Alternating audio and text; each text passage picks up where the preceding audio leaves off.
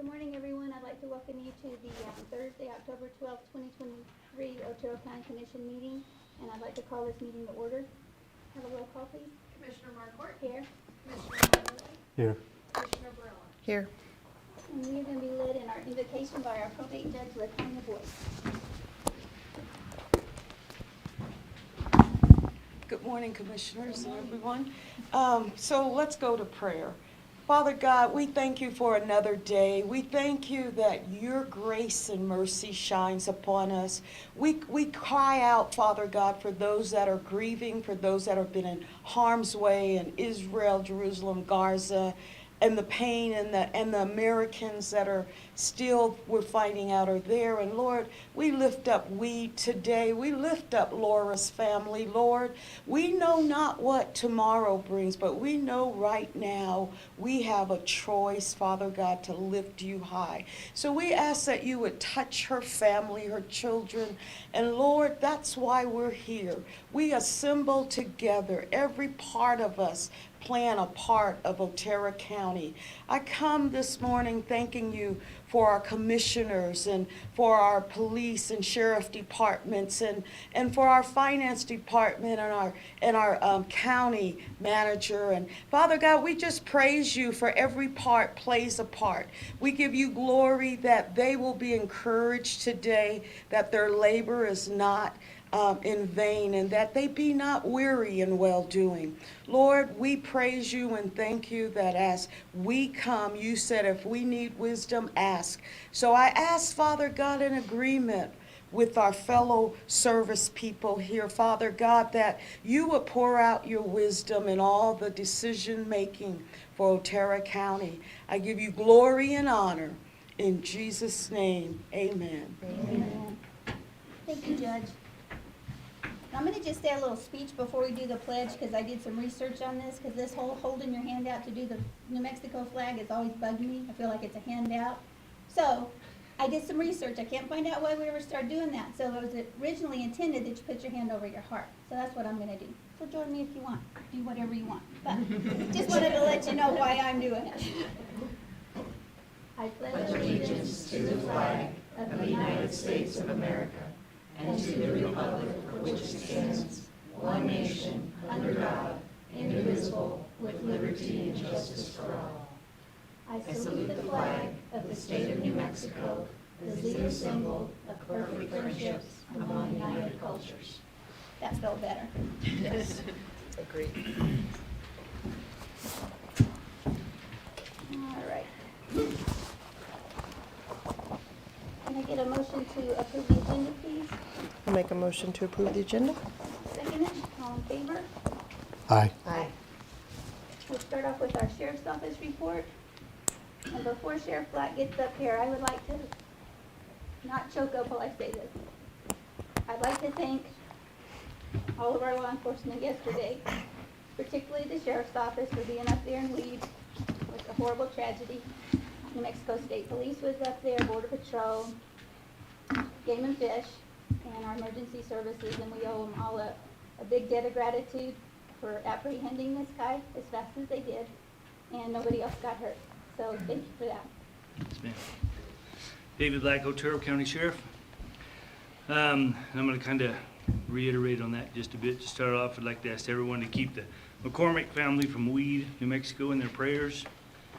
This was a senseless act of violence committed on Laura McCormick, a wife, mother of two, and just a really good person. I will say the suspect in this act is in custody. Our investigation is continuing as we speak. I also want to thank law enforcement agencies throughout Otero and Lincoln counties, as we had 13 different agencies respond to assist in this investigation. Also, thank you to the Weed Pinon community, as they helped to provide was essential in apprehending this guy. Special thanks to our partners at the Dispatch Center, TBRDA. They played a vital role with some of the new technology that's been implemented over there. They kept us informed on a lot of things. They got us the vital information in a timely manner, and we'll have a press release later this afternoon going out. So For September of 2023, we had 2,431 calls for service, 264 investigative reports, 93 traffic crash investigations, 59 arrests, 2 warrants, had 118 traffic citations issued. In narcotics, we had 1 search warrant, 1 arrest, 17 case reports, 1 checkpoint case, 1 vehicle seized, 1 jail possession case, 257 grams of meth was seized, and 224 fentanyl pills was seized. Total of a little over $29,000 in illegal narcotics seized. For the month of September, we were invited, it was very busy in September on our public relations stuff. We attended a Patriot Day in Chaparral, New Mexico, at one of the schools down there, one of the middle schools. We attended Burgers for Badges in Las Cruces, New Mexico. We attended a health fair in Alamogordo, assisted APD with the balloon fiesta. The 20th through the 23rd, we provided coverage and participated in numerous events at the Otero County Fair. We had a booth at the fair to kind of let everybody know what we're doing. We also had assistance from TBRDA. They had a booth next to us. And we also, for the first time, we had a mobile dispatch trailer set up to handle all the radio traffic for the fairgrounds, which helped out tremendously out there. And then we had a safety fair in conjunction with the Cloudcroft community. In our training, right now we're kind of getting at the end of our training cycle, our 2-year training cycle. So we got some biennium training that the guys are completing, and then we just completed our firearms qualifications. We got 1 more day that we need to do firearms, and we'll be done with that by the end of October. In our manning for September, Sergeant Troy Thompson retired. And we had Deputy Rankin and Deputy Jesus Diaz, that they both resigned and they left the agency. Deputies Randy Aguirre and Greg Louder, they've now completed their FTO and they are now on solo patrol status. I have 2 recruits that are halfway through the academy. One of the recruits had to drop out of the academy due to some health-related issues, but she's going to return to the academy again in January. We're going to do it again and get her certified. The other, he's doing great. He'll graduate in November. As it stands right now, I have 5 openings. I have 3 uncertified applicants currently in the background phase, and I also have 2 certified lateral transfers in the background phase. So if not by the end of the month, maybe the first week in November, I should have all 5 of those positions filled. We also conducted a physical assessment on the 7th of October. I think we had 16 applications, 7 showed up, and out of those 7, I got 4 that were on a list that are eligible to start the background phase. We recently put 3 brand new vehicles in rotation. We got 3 more that are currently being upfitted. And then we have 4 more waiting in the lot for their turn in the upfitting. Every year we have a law enforcement appreciation banquet in which all agencies present their nominee for Officer of the Year. Out of those nominees, 1 person is selected from the nominees and given the Officer of the Year award. Well, this year it's not Officer of the Year, it's Deputy of the Year. This year that award went to Mr. Deputy Dalton Sewell. So if I could take a little time right quick, I would like to present him with this and maybe get a photograph with you guys. If we get Dalton. Appreciate all your efforts.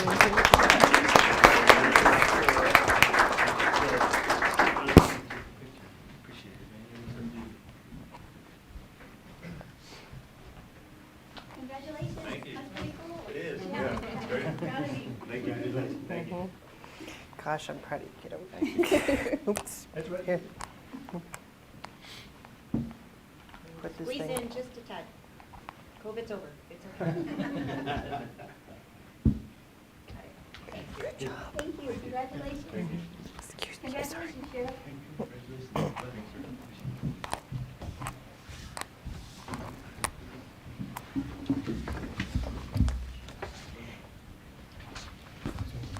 And with that, I will stand for any questions you might have. That's one of the good things when you see them from diapers up Oh, yeah. and their achievements. Yeah, well, Dalton and I, I've known him for a long time, and Mm-hmm. we tried to start this process a couple of years ago, and it didn't work out, but he's where he belongs now, so Good. glad to have him.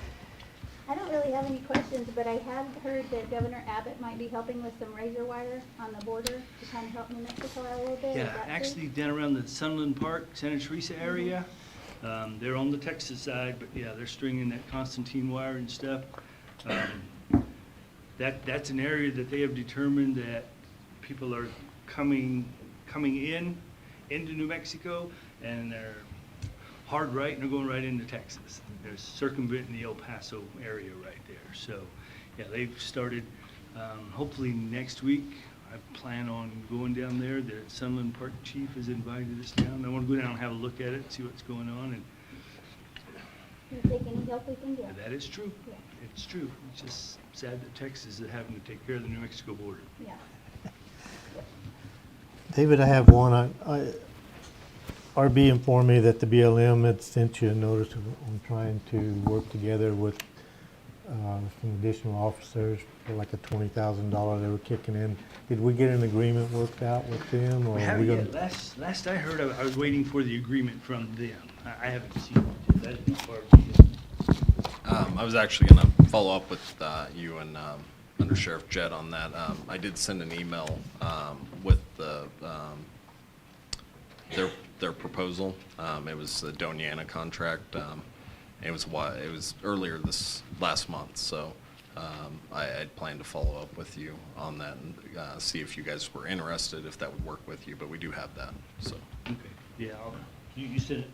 I'm pretty sure I sent it to both you and Okay. Under Sheriff Jett.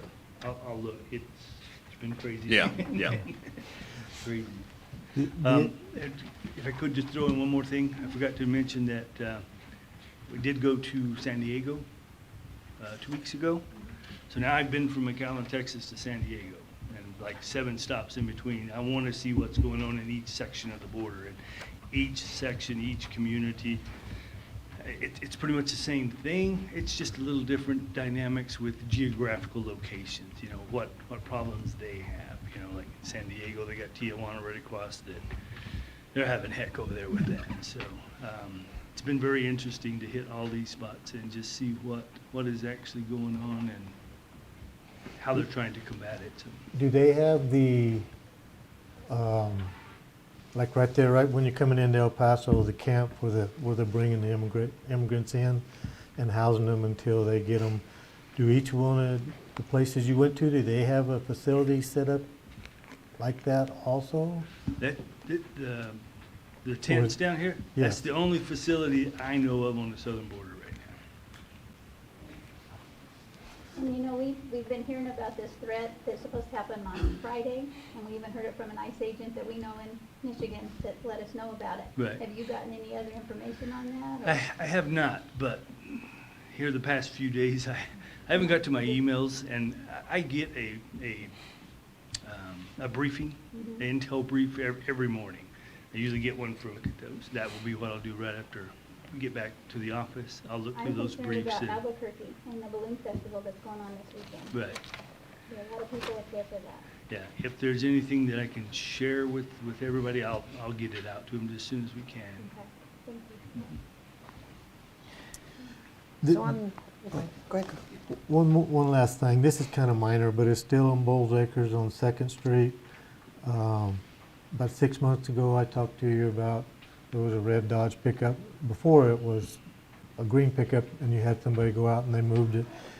This red Dodge pickup has still been sitting there. It is, the tailgate's right on the edge of the asphalt or the chip seal, so it's in the easement with the hood up. And it's been there for over 6 months, and I didn't know if maybe if you had an officer running around, if you could just, because the other part of it is going to go to the code enforcement, Yeah, but I that know one's that's on- kind of your part on the vehicle and the easement. That one's on 2nd Street. Yes.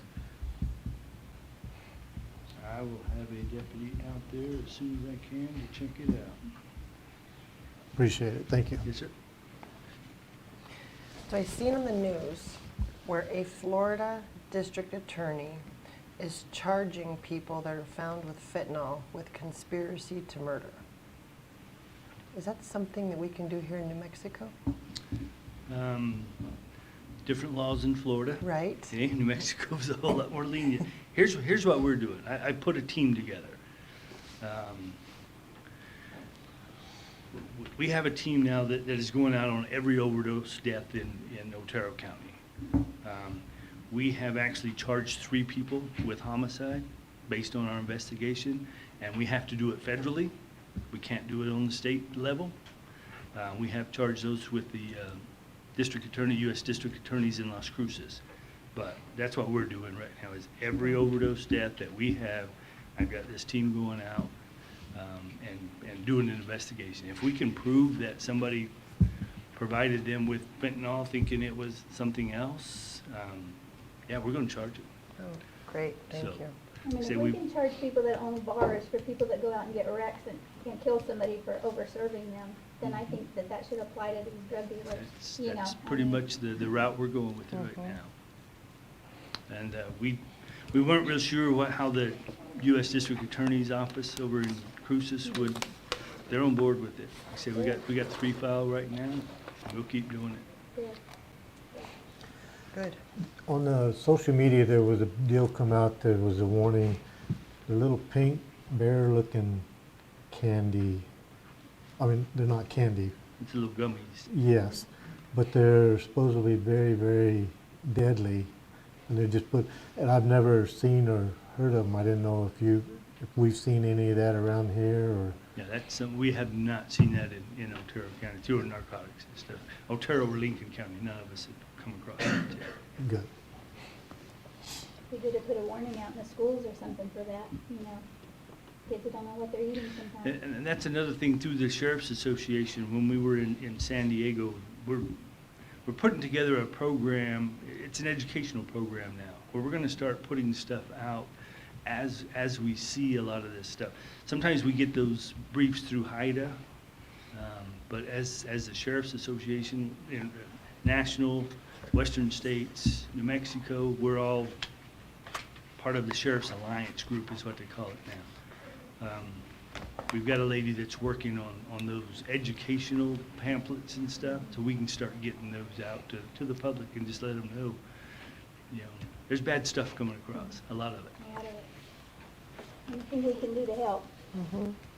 All right, anybody have anything else? That's all I have. Okay. Thank you. Sheriff. Thank you. Thank you, David. Yes, sir.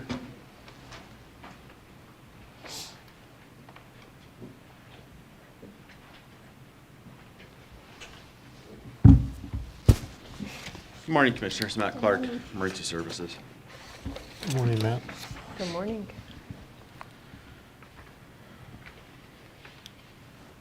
Code enforcement opened up 29 new cases, completed 73 follow-ups, closed up 31 of them. We did 1 fire investigation.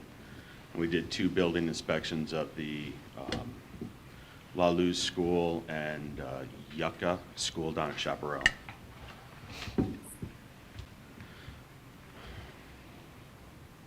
OCCP helped with the Thule cleanup. About 14 people showed up. It's always great to get a bunch of trash out of the neighborhood, so it sounded like that was very successful. They're scheduled to go into Bent, looks like the 28th of October, to do another cleanup for that area, and we're hoping for another good turnout.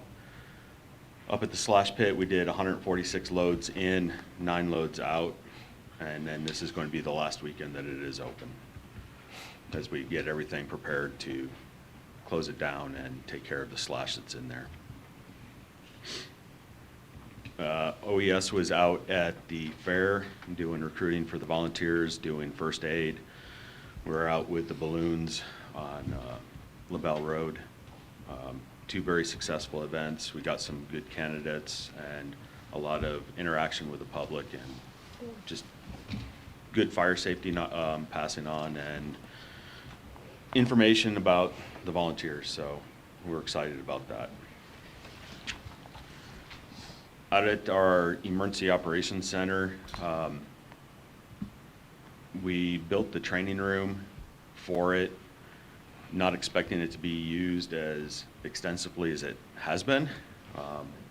We moved in July, and immediately we had the Officer Ferguson shooting and hosted CIT for all the responders, and then held briefings, and it's just been nonstop from there. Sheriff's Office, APD has been doing promotion testing over their annual training for the county employees. Last month, we had state police over doing regional class all week for all the law enforcement officers in the area to keep them current on their intoxilizer training. We did medical rescue inspections as part of the licensure for the state. Dispatch has been over there doing orientation, new hire training, done CPR training for the county, for law enforcement, for dispatch, held our fire association meeting there. So since July, it has been a lot busier than we thought, and I'm just glad that we were able to have that facility there to help everyone out.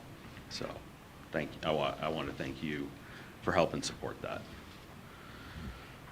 Our fire departments responded to 238 calls for service. 11 of them were fires, and 198 were EMS. So we can see EMS is really a strong point for us, and we keep pushing to get them trained and recruiting to get more people to help out. How many of those EMS calls are drug related? Do you kind of have an idea? I don't, but I can start seeing if we can get that into the system for I'd kind of like reports. to know that, just to see how these drugs are affecting our county. Absolutely. I can get, I know, reports from AMR, so that I'll give us the whole county picture, and then I can look at just our volunteers as well. And with that, if you have any questions. No, Matt, I have a couple questions for Jacob. For Jacob.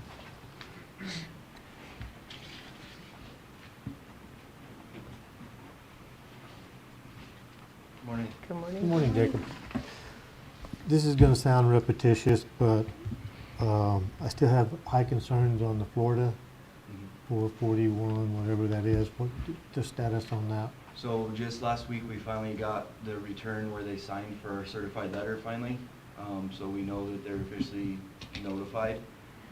So now the process will start seeing if they will clean up. We're still waiting on our citation process, hopefully not too much longer. We heard that it's been bumped up to the next phase of the process. So hopefully we can get that done soon, because that's, if they don't comply, that's where it's gonna have to go. Okay.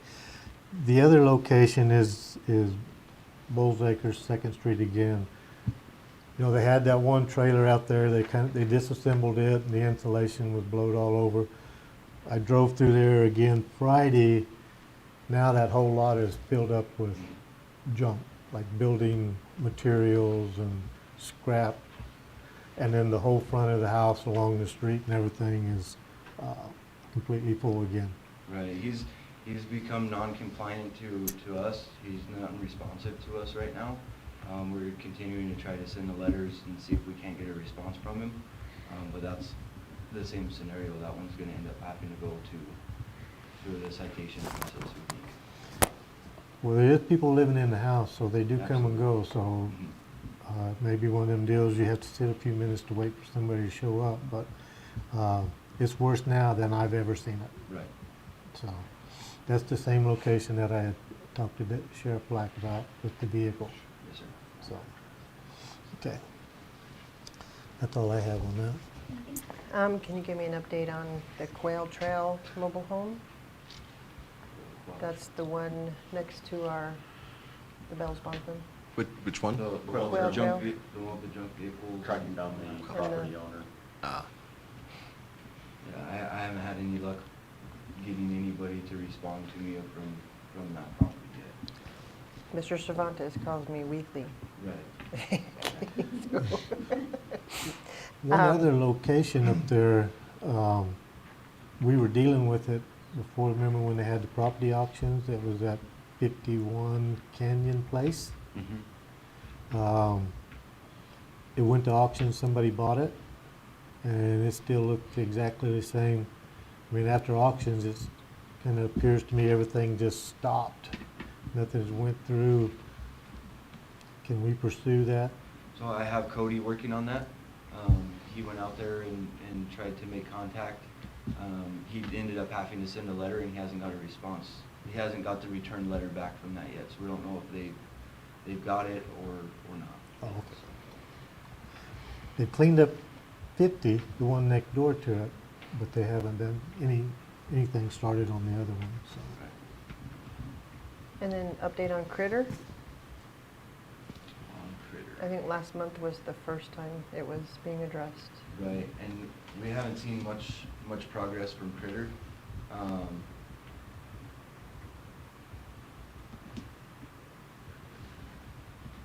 Okay, so 30-day Freddie gave a 30-day extension on that one. He says there is improvements being done on that one. I haven't been out there to see it myself yet, since the extension started, so I can't tell you how much improvements have been done, but I'll follow up on that myself. If you go to a place like that and do an inspection, you see lots of copper wire or anything, do you file a police report? When it's obvious that they didn't get it off their property? It's kind of a hard one for us because we can't really prove anything, we just know that it's there. So we can try, but no guarantees that anything can happen. I have a new one. The neighbor wants to stay anonymous, so they want me to be kind of the middleman. And the address is 2 Edith Lane. That's by the water department in Laldus. Yeah, there's a case on that one already. Okay. That's the one that they had a structure probably there a while back, correct? And there's, I guess, years of trash. Yeah. Yes. Freddie is working on that case. He's been in contact with the property owners, and they're trying to figure out the best route to start getting it cleaned up. Okay, thank you. That's it. All right, thank you. Appreciate y'all, both of you. Thank you.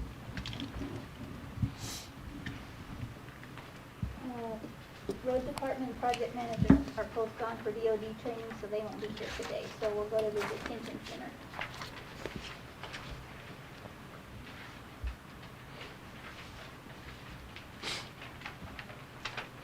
Morning, Commissioners. Good morning. Nina Sisler, Correctional Service Director. So today our jail population is, with all of our inmates, is 161. In-house I have 137, 113 males, 24 females. I do have 10 at Otero Prison still, 5 in Hudspeth County. I have 1 on furlough, 3 at furlough treatment facilities. I do have 1 at another facility for court in another county temporarily. Our average daily population for September was 186. We do have 3 juveniles in Donna Ana County Detention Center. Total amount of persons booked for Otero County Detention Center in September were 380. Released in September, 163.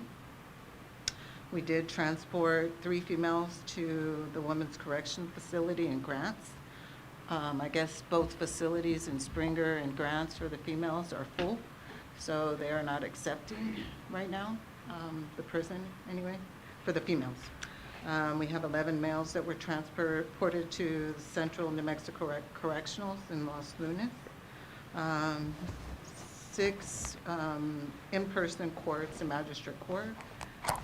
Transported 3 were 3 in-person for district court, 25 video for municipal, 90 for magistrate, 100 for district video. As far as vacancies, I have 17. I did have 1 part-timer that goes full-time effective this coming up pay period, so that's great. I do have 1 pending background check, and I have 2 interviews next Thursday, so it's wonderful. And we did, as far as contraband, there was 1 the drugs. And then we found last week a shank that was about 7 inches long, pretty sharpened really well. So staff were able to recover it. So, and that is it. 17 vacancies sounds like a lot, but it sure is better than 30-something that we had Yes, at one ma'am. time. So I think we're Yes. making progress. That's awesome. Yes. How's the new building working? Some issues, but we're working through them. Yeah. What kind of issues? We had some issues with intercoms, and I'm trying to think of it, the walk-in freezer and fridge, and we're working on it, so, They're being addressed? yes, ma'am. Okay. The intercom issues on our side, or is it through the White Sands? It is through White Sands, however, everything's out of warranty. And labor, I already talked to Trent. The mechanism inside is, if they get wet, is what the issue is. So outside the sally port on the intake, I think and so we ordered some extra ones to have on site, because they got wet, so. Are they gonna move it? Well, it has to be at that door. I don't know if they can have the electrical on that opposite side, but we can check. But my maintenance specialist was able to fix it and to where he thinks that no water is gonna go into it. Can you build a shroud deal or a little protection like the sheet metal? I'm sure he could. I'm sure he And can. cover it and keep it? Yes. Yeah, so far, we haven't had issues. We do keep it closed. It's just if it opens and it's raining pretty hard, I think it gets in there. And so, but we keep it secured most of the time, so, unless a new vehicle comes in. Do you think that video that went out helped with your employee recruitment? I know that I've heard a lot of comments because a lot of people locally have seen it through football games, during in between, and I've had a lot of feedback that they thought it was awesome. So I have some friends in the medical field, and they were telling me that they thought it was great that we did that. And so, and I'm getting applications, so that's wonderful too. So Good. it shows a different outlook on what detention officers do. I think that they're people too, mothers, fathers, volunteers in other areas. I've seen it on probably times it's during the news and stuff in the break, but I've seen it on TV several times, so it's out there. Yes. And I guess it plays pretty in between during a football game recently. Everybody was telling me it was because they know the individuals from our facility that were in it, and they're like, every time I got to see my son, or and she's like, I was happy, and I'm like, okay. So it was good. Good. Anything else? No, thank you. Thank you very much.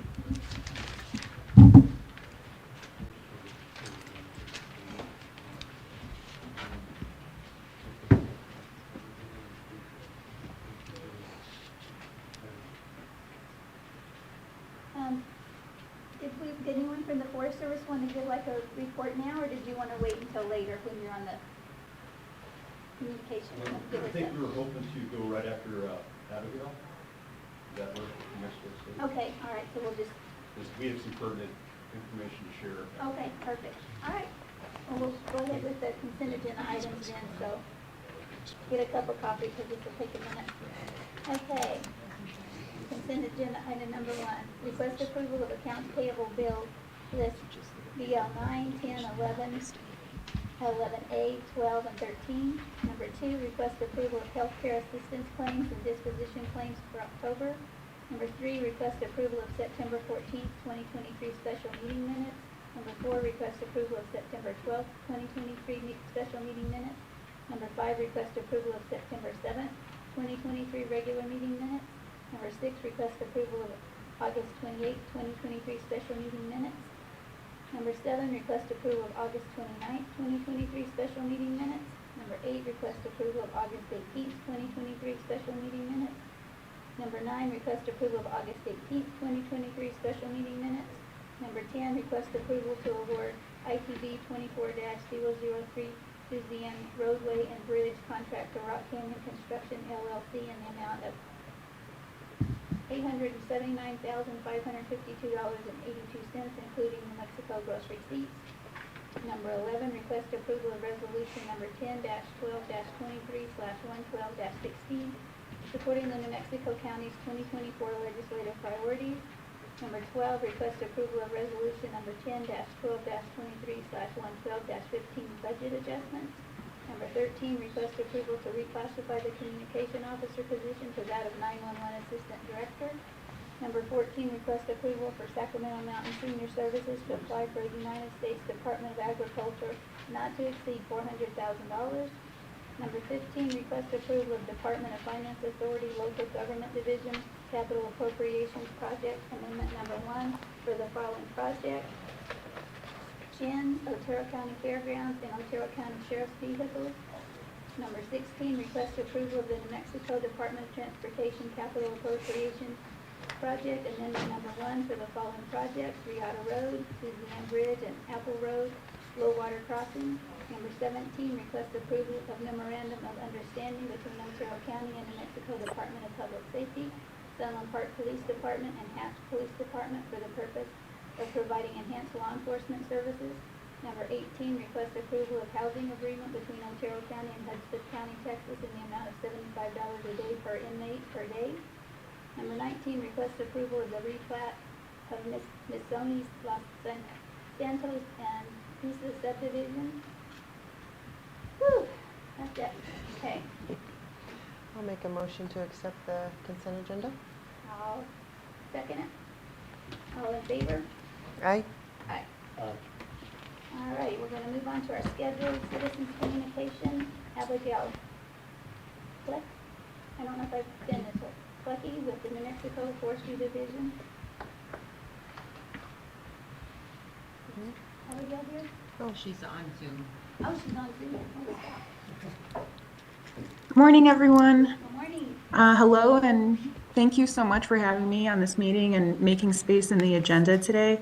My name's Abigail Plecky, and I work for the Forestry Division as the Community Wildfire Defense Grant Coordinator. And today I'm going to be just giving you a brief overview of this program,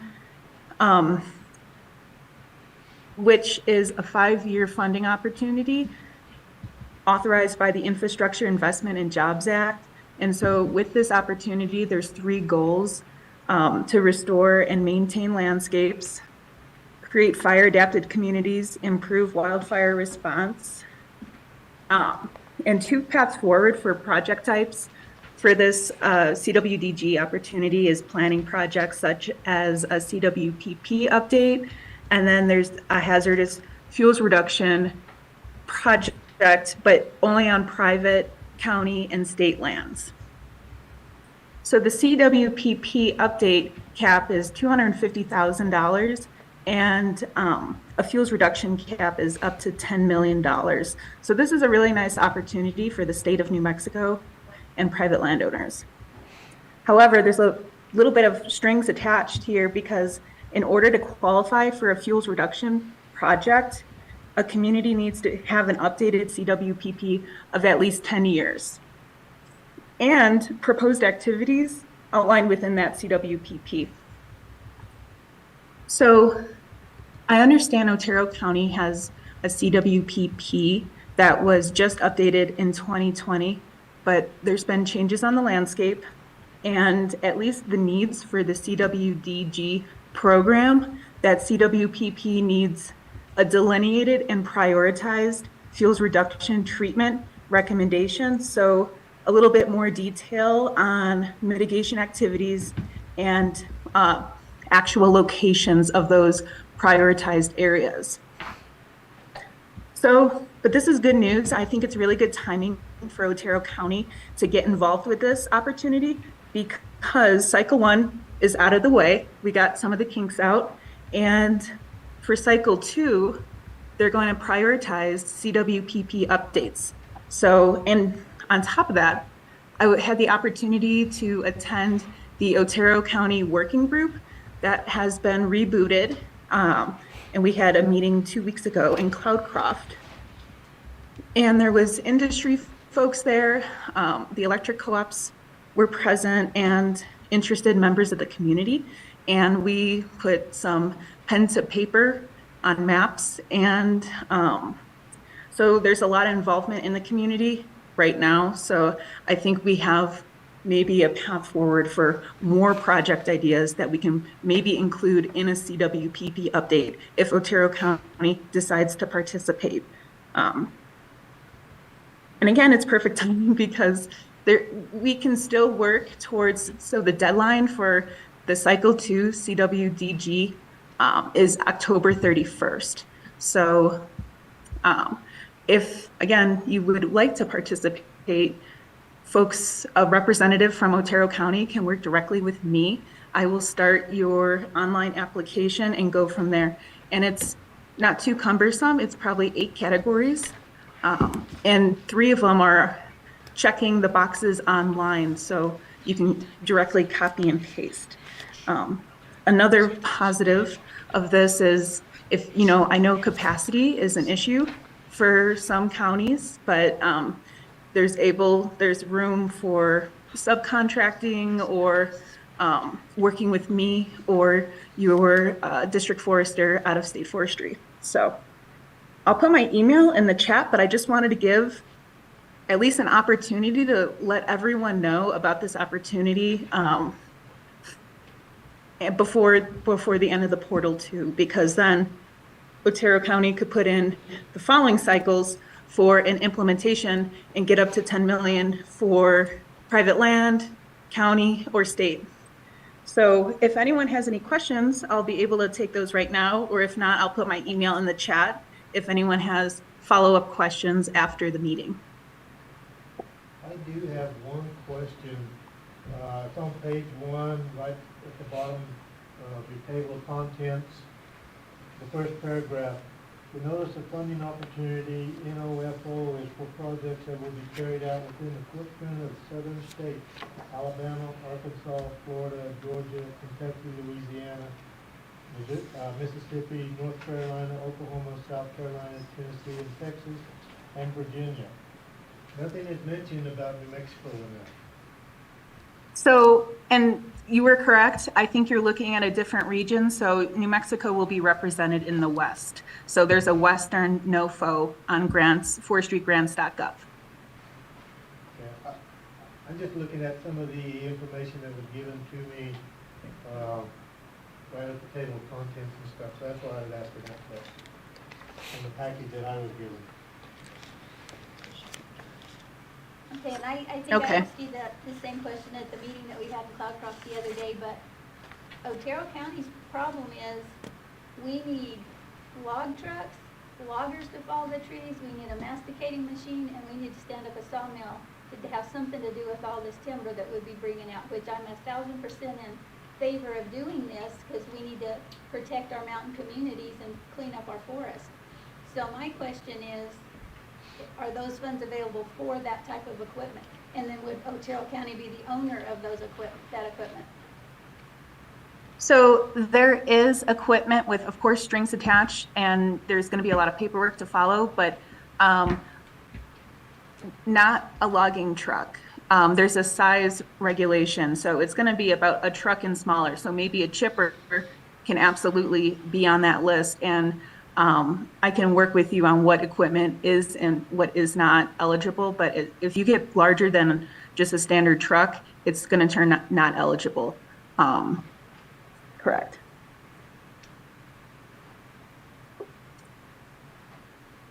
Okay, because I just see a lot of big trees up there that probably need to come down, and I don't know what we're gonna do with all that chipped wood. It would be a lot more feasible for the county to be able to put that into productive timber harvest rather than just chipping it all up, but, Right.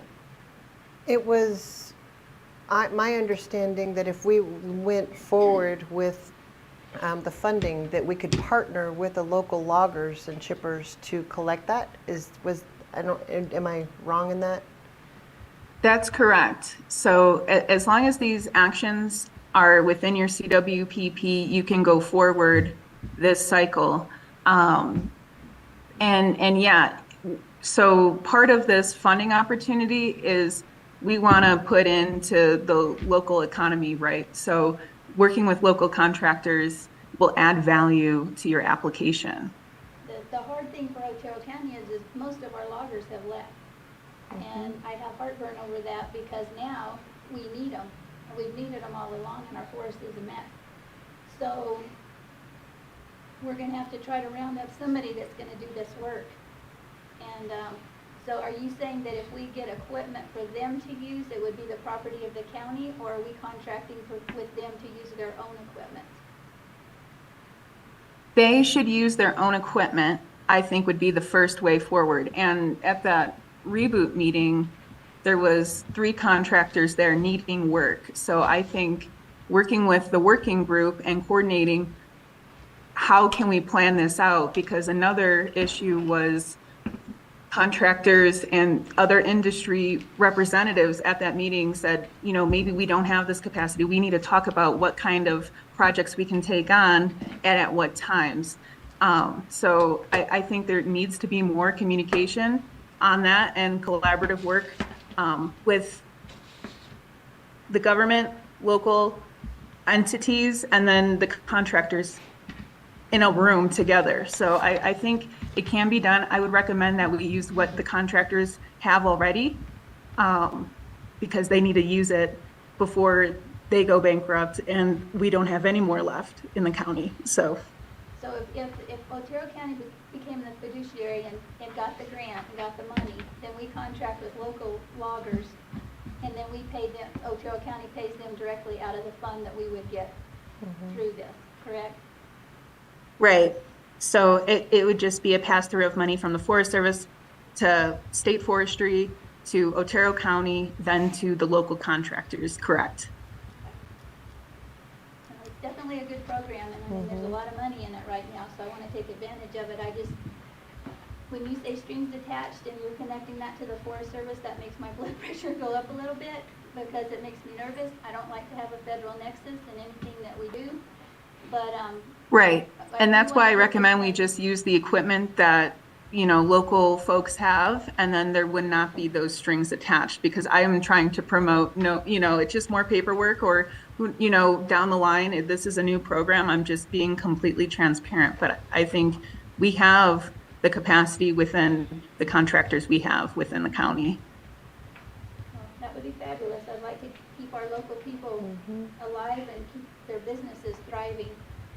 So there's no stipulations on what we have to do with that lumber once they fall those trees. If any of these local contractors still have their log trucks and they can find a sawmill, which we don't have one in the county anymore either, if they can find something to do with these logs, it doesn't matter to you what becomes of the timber that we harvest. There's no stipulations on what we can do with it, as long as we clean up the forest.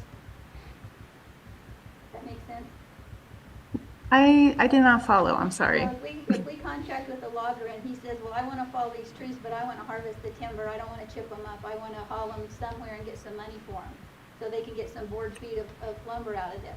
There's no stipulation. So that's gonna, yeah, I understand now. So that's gonna have to be determined. There still needs to be a prescription. So that has to be, the general project scope is gonna have to be within that application, and then that contractor is gonna follow. So if Otero County puts in, they're deciding what is happening on the landscape, and then the contractor will have to follow in order to get reimbursed. So that's gonna be the trickle down. And so, but it's with the time that we have left, that's why I'm kind of pushing the CWPP update, because that might give us a little bit more time to plan out where these areas, what needs to be done on the landscape, and then we can put that within the CWPP. We have 5 years to implement with the funds if awarded.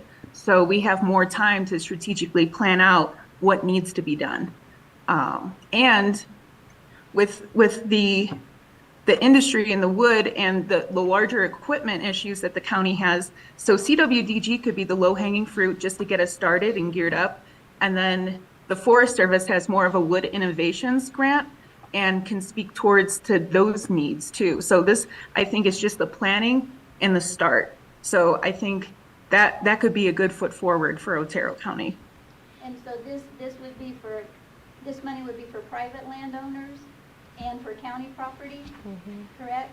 And so if there's Yes. federal thinning already going on around Cloudcroft, if we built out maybe away from that so that we have a bigger barrier around Cloudcroft, we could use this money for that.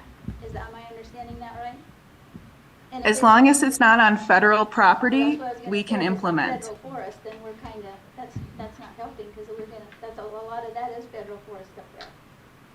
So there's opportunity there with the GNA, and I know Forest Service is in the room, so I'm not going to speak to that, but we can at least do the village property, or we can work with the homeowners within and get that started. Again, that's a low-hanging fruit. I understand the Forest Service, to get things rolling might take a few years. Again, I'm not going to speak to that, but we can at least get started with the CWPP update and then treat private, village, county, state. And I understand that you're surrounded by Lincoln County Forest Service, but this is all we can do with this opportunity right now. All right, we need to sprinkle some underlay on it so we can get this going by the 31st, because we definitely want to participate in this and clean up those forests up there the best we can, protect some of our mountain communities. That's excellent. So, and I'm going to drop a few resources in the chat. And if you want to chat me back, maybe who could be the contact point of who I would be working with, I can send even more information to that individual. But I'm going to send you the wildfire risk link, URL, because I think that will help with easing any match, or it will kind of check some boxes that reviewers won't score, and you will have some points ahead of the game. So I think that will make the person who will be filling out the application feel a little better. And I'm going to put my email in. So I'm really happy that you guys want to move forward. I think we can get a good application in before the 31st.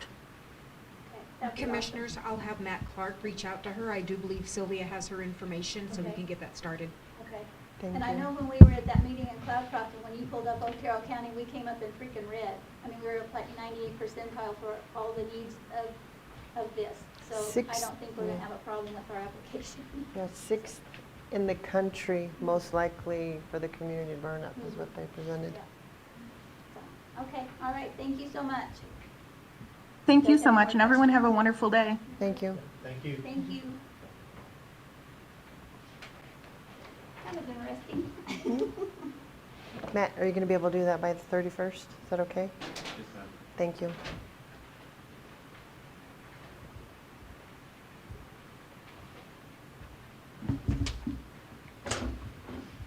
Good morning, Commissioners. Good morning. Morning. And for those that haven't met me yet, my name is Terry DeLay. I'm the Acting Forest Supervisor for the Lincoln National Forest. And thank you so much for having us today to share information, answer your questions.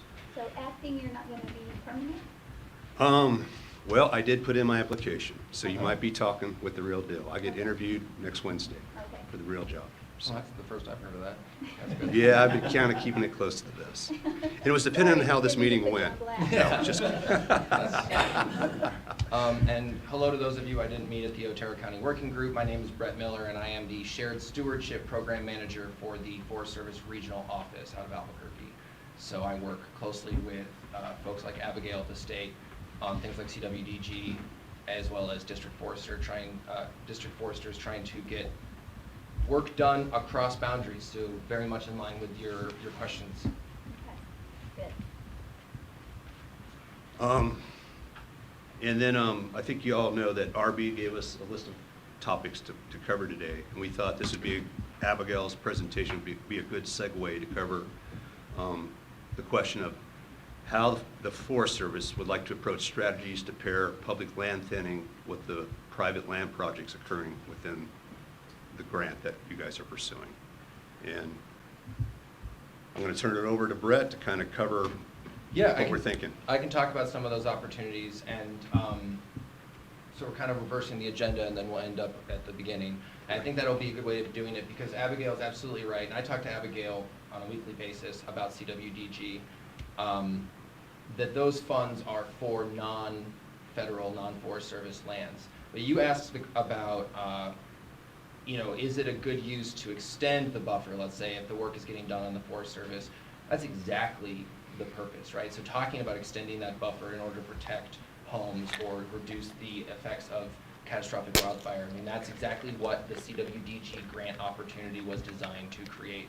So it is extending that work onto the other side. Of course, in this case, it might actually start there. I agree with Abigail that October 31st might be a little too soon in order to line out a really good, project.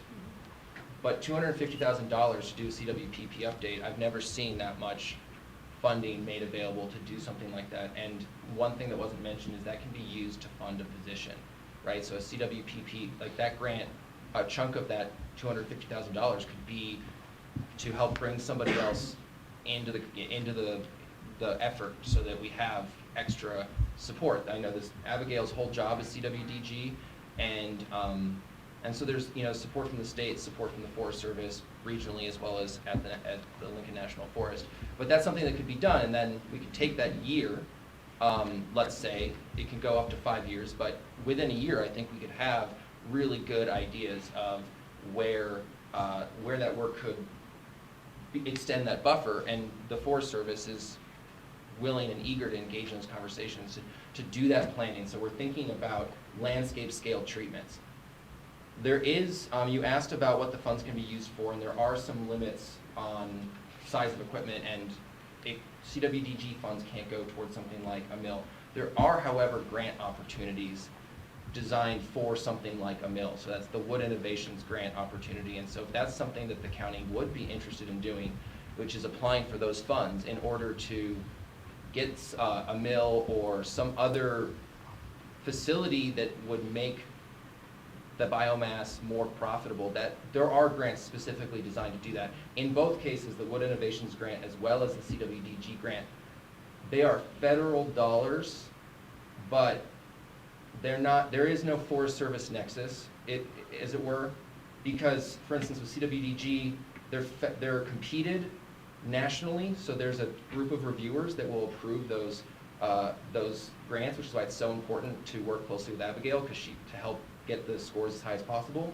And then we give the money to the state, and they administer CWDG funds completely. With the Wood Innovations grants, that does come through the Forest Service, but similarly, if Otero County applied for a Wood Innovation grant and was awarded it, we are passing through the money to Otero County as the recipient. They are the awardee for national federal dollars. It's not our decision per se. We are more in the coordinator and trying to help make the application as strong as possible. So I could organize a meeting with Grace Sorensen, who's the Wood Innovations Program Manager, and that's her whole job, is to do that. So there are other opportunities to do that, and I think you'd have a strong Wood Innovations grant application if you said we applied for CWDG funds to do this work, and this mill is going to make that work a whole lot more sustainable. That's kind of the momentum that we're trying to build as a part of the wildfire crisis strategy. Well, I'd love to stand up a mill in Otero County, and I know that we would have plenty of timber going through with this, but my concern is when all this is done, we need to have some way to open this up for our logging community, that they can continue this work, that it won't just stop once we get through with this. I mean, say if it's 5 years down the road, I want to sustain the logging industry in Otero County for years out, because we're never going to not need to help clean up that forest. And it's a big moneymaker for the county too. I mean, it supplies more jobs, and we need that timber. Absolutely. So there is a shared stewardship agreement between the Forest Service Regional Office and the state of New Mexico, and what you just said is a part of that agreement is in the state's action plan, and therefore it's a shared priority for the regional office. And in line with that effort, the state, I actually have her card here. Both Abigail and Erin are up in Ruidoso at the Wildland Urban Fire Summit. But I have her card here. She is it's Erin McElroy. She's the Energy, Mineral, and Natural Resources department. She's the Forest and Watershed Health Coordinator, and she has been tasked with starting a consistency of forest industry work subgroup, and I am also a member of that group. So that's exactly what we're tackling, is trying to come up with this long-term vision. So maybe we start with some work on private lands that we can do a little bit more quickly because they don't have some of the federal regulations or requirements that we have on the forest, on the green acres. And then we, there are plans, and I know that we're going to talk about SSRP, and I think we should talk about the Cloudcroft WUI as well, because that would be the other side of that buffer. Then we'll be able to start operating on those lands, and there's ways that we can work with Otero County to do that. One thing that we could do is actually enter into a good neighbor agreement with Otero County, in which Otero County could be subcontracting work on Forest Service land through a good neighbor agreement. So that may be the next step, and very much in line with having this long-term vision. The last thing I want to mention is that we are planning on having a industry workshop roundtable in Albuquerque, January 31st. And this is actually the first time that's been publicly announced, because we're still in the planning stages for that, but that's also a part of this effort that we're involved with. And Grace Sorensen, the Wood Innovations Program Manager, is also very involved in the effort to sort of have a better long-term planning and vision that would support the industry, as well as digging into what has been barriers and trying to find ways that we can resolve them. Yeah, we do have barriers, and the Environmental Protection Act has been a huge one. I mean, our forests are devastated, our logging industry has been devastated, and now the forest is paying the price for it because it's in a mess. So now we're getting the money to come in and clean it up, which is fantastic, because that's beyond the means of the county to be able to do that. And if we can get the residents in these mountain communities to be agreeable and maybe thin out some brush around their house, cut down some of these trees, because we're also running into issues with insurance companies not wanting to insure. And they're going by zip codes now, not by your house. So even if you live in an area and you don't even have trees by your house, but you're in that particular zip code, it's going to start affecting a lot of people with their homeowners insurance. So we need to do whatever we can to get out in front of this before they do start canceling insurance policies. So I'm definitely on board with trying to get the county to be the fiduciary for this, get as much money as we can, and start pouring it out into the forest and clean that mess up. And also, hopefully, put some of these loggers back into business, and so they can have a viable business here in the county. Brett, do you want to talk briefly about the Keystone Agreement that we're working on with National Forest Foundation, how this plays into this whole effort? Yeah, so I can talk a little bit about that. So we've already received funding and are talking to National Forest Foundation about entering into a participating agreement with them to do work on Forest Service land that would, and they would need to be subcontracting that work, right? They're not bringing, National Forest Foundation doesn't have the industry like in their house, right? Like, so when we talk about a Keystone Agreement with National Forest Foundation to do work on Lincoln National Forest land, we are also by definition talking about subcontracting out to local industry, which is an opportunity for folks, something that we need to work on is figuring out what kind of work is potentially being contracted out or bid, or we're soliciting bids on the forest. If it's a timber sale, that would be on a, say, 6-month firm and tentative. But if it's a different kind of activity, like more of a mastication or fuels work, it might be solicited differently, and it might have to go through a different channel where industry might have to have used an open enrollment opportunity to be on the list, as it were. However, if the money is going to a partner like National Forest Foundation, they're free to subcontract. So it's an opportunity for folks that maybe haven't, because some of these systems, unfortunately, right, to get on the list, the federal list, and it's the same with the state, it can be very cumbersome and difficult with these limited windows, right? So that opportunity, that Keystone Agreement with National Forest Foundation would be an opportunity for those contractors that hadn't been able to navigate that. But there's also other opportunities. We have an ongoing Good Neighbor Agreement with the state of New Mexico. So if we continue to identify potential project acres, if they've cleared the federal requirements, then we can work with the state to subcontract out work on the Lincoln National Forest. Now then we'd have to use the state's price agreement. But we can also, like I was mentioning earlier, enter into a good neighbor agreement with Otero County and make Otero County the fiduciary entity for the dollars to, again, subcontract out the work. So not only is that the participating agreement with National Forest Foundation a really exciting indication of where I think the Lincoln National Forest is going in terms of trying to increase the pace and scale of the work. I don't want to just, put all my eggs in that basket, because what we really need is a diversity of tools so that we can bring, we have a diversity of industry and a diversity of needs. And so, it's not going to be one tool. There's no silver bullet. That's a great one that shows that the Washington office definitely knows that the risk is down here. So if we're able to get more acres online for projects, there are other tools we can go with, good neighbor with the state, good neighbor with the county, or we could enter into agreements with other groups. I've done that up north, where it's actually like a local coalition, a watershed alliance or a watershed coalition. We can enter into a participating agreement with them, and they can subcontract out the work. So we received $2.2 million for this Keystone Agreement, initial funding. Yeah, I don't want to say the number. I don't want to rob you.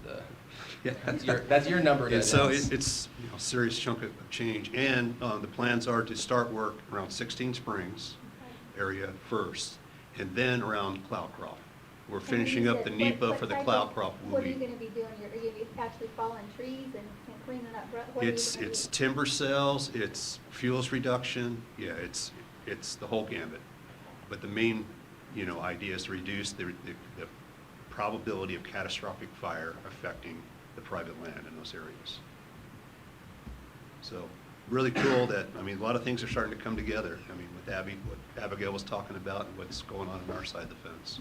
In my understanding, there's 2 timber sales on 16 Springs, Correct. which could come online next summer. The NEPA's all done, the environmental planning's all done. So yes, we're in the process of prepping those timber sales to be offered next year. And I wanted to talk a little more about, the state of the timber purchasers in Otero County. When I worked on the Lincoln between 2006 and 2010, I was the timber program manager for the Lincoln. So I got very involved with, what purchasers we had at the time. By that time, the White Sands Mill here in Alamo was closed. The Mescalero Mill was still going. We put several $1 million into that mill to upgrade it, and hopefully, it was to upgrade it to utilize smaller diameter trees. But as you know, it never reopened. So that really killed us when the Mescalero Mill went under. What's interesting is that the 4 or 5 purchasers that we had 15 years ago when I was here, they're the same ones we have now. So my thought for you is, before we try to bring in new industry, how can we work with those guys, maybe expand what they're doing right now, their mills that they have, and support them while we look for attracting other businesses to come into Otero County. Yeah, I would Let's support what we definitely got, use our local and people. then look for new opportunities. So we have, is Ellinger a mill? Yep. Yes. And then we have Chaparral, I can't remember his name, he was at that meeting. He's a mill, he makes telephone poles, right? What other mills do we have already? I have a list here, and the print's real small, that's but okay. another opportunity we have that we had 15 years ago when I was here, there's a shipping pallet mill in El Paso. And a lot of what Ellinger, a lot of the stuff that he was harvesting, he was hauling, taking 2 to 3 loads down there a day, making money.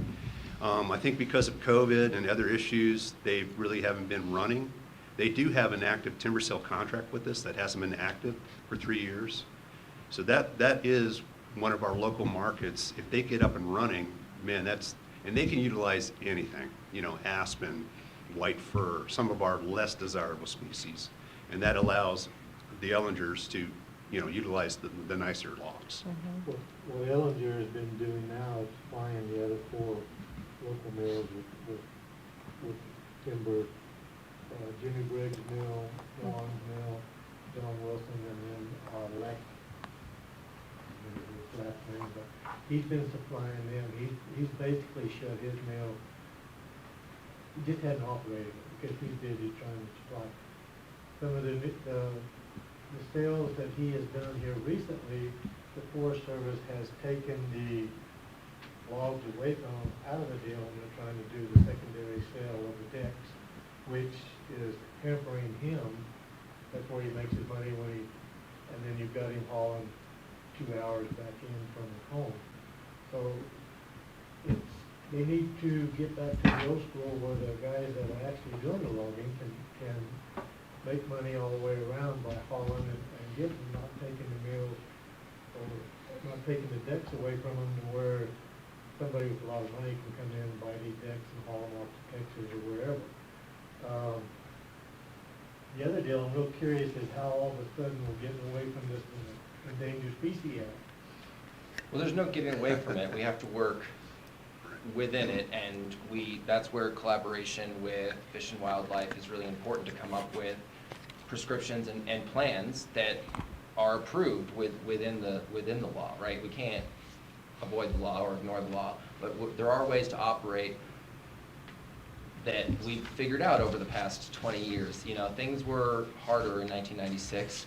We have a different, you know, if you're talking about MSO, for instance, we have newer plans that are a little bit more nimble, and we also just have more precedent in terms of how to operate within some of those areas. We have to consider the species in the planning. That doesn't mean that we can't do activities that ultimately have a benefit to the landscape, right? I mean, what we're trying to do is reduce the instance of catastrophic wildfire, which is not good for us or them. And that's a great segue into one of the other topics that RB wanted us to cover, was the South Sacramento Restoration Project. What's really cool about this project is the 140,000 acre project over 20 years, and that kind of addresses some of the sustainability of supporting these timber industries that we're trying to bring here into Otero County. But what I love about it is we're proposing to do active management in spotted owl habitat, which means timber sales. We'd be trying to improve the habitat for spotted owls instead of totally avoiding it, which is what we have been doing. Right. We can't keep avoiding those 100 packs we have up on the mountain, because we know sooner or later we're going to have a big fire, we're going to lose it all. And we have other examples in Arizona where that's happened. We've been over backwards to protect those packs. One fire event took them all out. And the other example we have from Arizona is working in the packs and doing work in the packs, working with Fish and Wildlife to come up with a plan that is within the law and within the Mexican spotted owl recovery plan. And that went through and was done. So I mean, there's precedent to be able to operate like this. And so, you know, I know there have been times in which it's really shut us down. I mean, the injunction for one, but we're not avoiding it, right? We're kind of steering into the skid, and that's what we have to do. And you know, Fish and Wildlife understands it, but they're a regulatory federal agency, and so their job is to make sure that we don't violate federal law, which will get this shut down very quickly, right? So if we're not careful with the planning, then it will shut us down. So that's why we have to have this consultation and be sure that we have an approved plan. A little more information to share on that South Sacramento project. It stretches from basically Highway 130 all the way down to Tiburon, and basically covers all the high country in the Sacramento Mountains, where the packs are, where the spotted owl habitat. It's not only to improve habitat for owls, it's improve habitat for all the other T&E species we have up there. The checker spot butterfly, the New Mexico jumping mouse, and the rare plants we have. So it's a very cool project. As you can imagine, it's very controversial for some of our environmental groups. We're fully expecting to get objections and possibly litigation. We'll see where that goes. Hate to, be pessimistic. But the timeline on that, we're going to do a decision probably in January this year. I mean, it's not this year, 2024. There's a 30-day objection period. We're trying to time it with the regional office because there's other projects that are ahead of us. When we get objections, you got to designate a whole week of whatever, regional office time to address that objection. So it looks like that objection period would end maybe late January, early February. Then we would deal with the objections, and then, you know, I fully expect us to, whatever, prevail over the objections. And then it would be up to, you know, Center for Biological Diversity or other environmental groups to decide whether they're going to litigate. But we're going to plow ahead. And, you know, if everything goes to plan, we could start implementing this project next summer. One thing that's really exciting, and I took Ronnie's seat. There's only 2 chairs up here, so I'm just gonna. I don't mean to take credit for this because a lot of this work is being done at the district and at the forest, but there's going to be a conversation with some of those groups in November, and when those kinds of conversations happen before the signature period, it can actually seriously reduce. I mean, I can't make a promise about the future, but I can tell you what's occurred in the past is that by engaging those groups ahead of time, it actually potentially shrinks this period in which we're dealing with objections, right? And so, I mean, I just have to, I'm from the, you know, from where I sit in Albuquerque, I would just like to say that the Lincoln National Forest is doing a lot of things really right in this regard to hopefully get that period of, you know, objection to be as short as possible. And So you're trying to get out ahead of it before the objection period so that you can mitigate some of that before they yes, yeah. get wound up about it? Yeah, we've been able to do that a couple of times with some of those groups, surprisingly, because, you know, what they hate is to see a plan. I mean, especially some of the things that we're talking about doing, working in packs, the condition-based management. But we've had those conversations with those groups already in other places. So again, we're not totally in new territory, which is good. We've worked it through it once. We can work through it again. And but yeah, by getting out ahead of that, having that conversation ahead of time, so when it is the open period, as you know, per the NEPA law, they're not surprised. They might already have a letter drafted up. Sometimes they just like to be heard that, you know, I object, and we're ready with a response, because that's one of the, you know, that's your job, is to respond to that letter. So not only are they ready with a letter, but we're ready with a response, so we can really get that period shrunk so we can be operating next summer. Well, I mean, I am really great that you got things moving, but you have to kind of understand that for several years in the past, Otero County and the Forest Service have not been the best of friends. Mm-hmm. So I'm not saying anything bad about any of the employees or anything, but you know the battle. Mm-hmm. He's walked into a big nest. Mm-hmm. So you can't blame us for kind of having our guard up a little bit. Not at all. So we're Understandable. really going to want to kind of see some footprints get down and things happen. We have some of our constituents that could possibly go out of business over the arguments with the Forest Service, the environmentalist group. So don't get bad feelings on us if we're still a little sketchy, because we've had very little response, and then the response we have had hasn't been good response. Now, the last few months, we've been having meetings. A month ago, 2 months ago, when we had the meeting with the Forest Service, everybody was there. It was a great turnout. I feel positive vibes coming out of that. So that's a good start. I'm glad you all are here. And we're really anxious to work with you and try to get. And likewise, we want to work with you all. We don't want to be adversaries. We want to work with you all. Yeah. Well, and I'm grateful to hear that some of the federal agencies are working together on this, because you guys are in charge of protecting our forests. I mean, that's why you're here, is to keep it healthy. And when we keep caving to things like Center of Biological Diversity and all of their bullshit, and I'm just going to say it because I'm so over them, when we keep caving to them, our forest is in a mess. And I blame them for that. And they keep bringing lawsuit after lawsuit. So I want our Forest Service and Game and Fish and everybody else to stand together on this and say, no, we're going to clean up our forests, we're going to protect our communities, and we're going to quit caving to you people just because you have a lot of money. I mean, we're going to have to start fighting back, or we're going to lose our forests.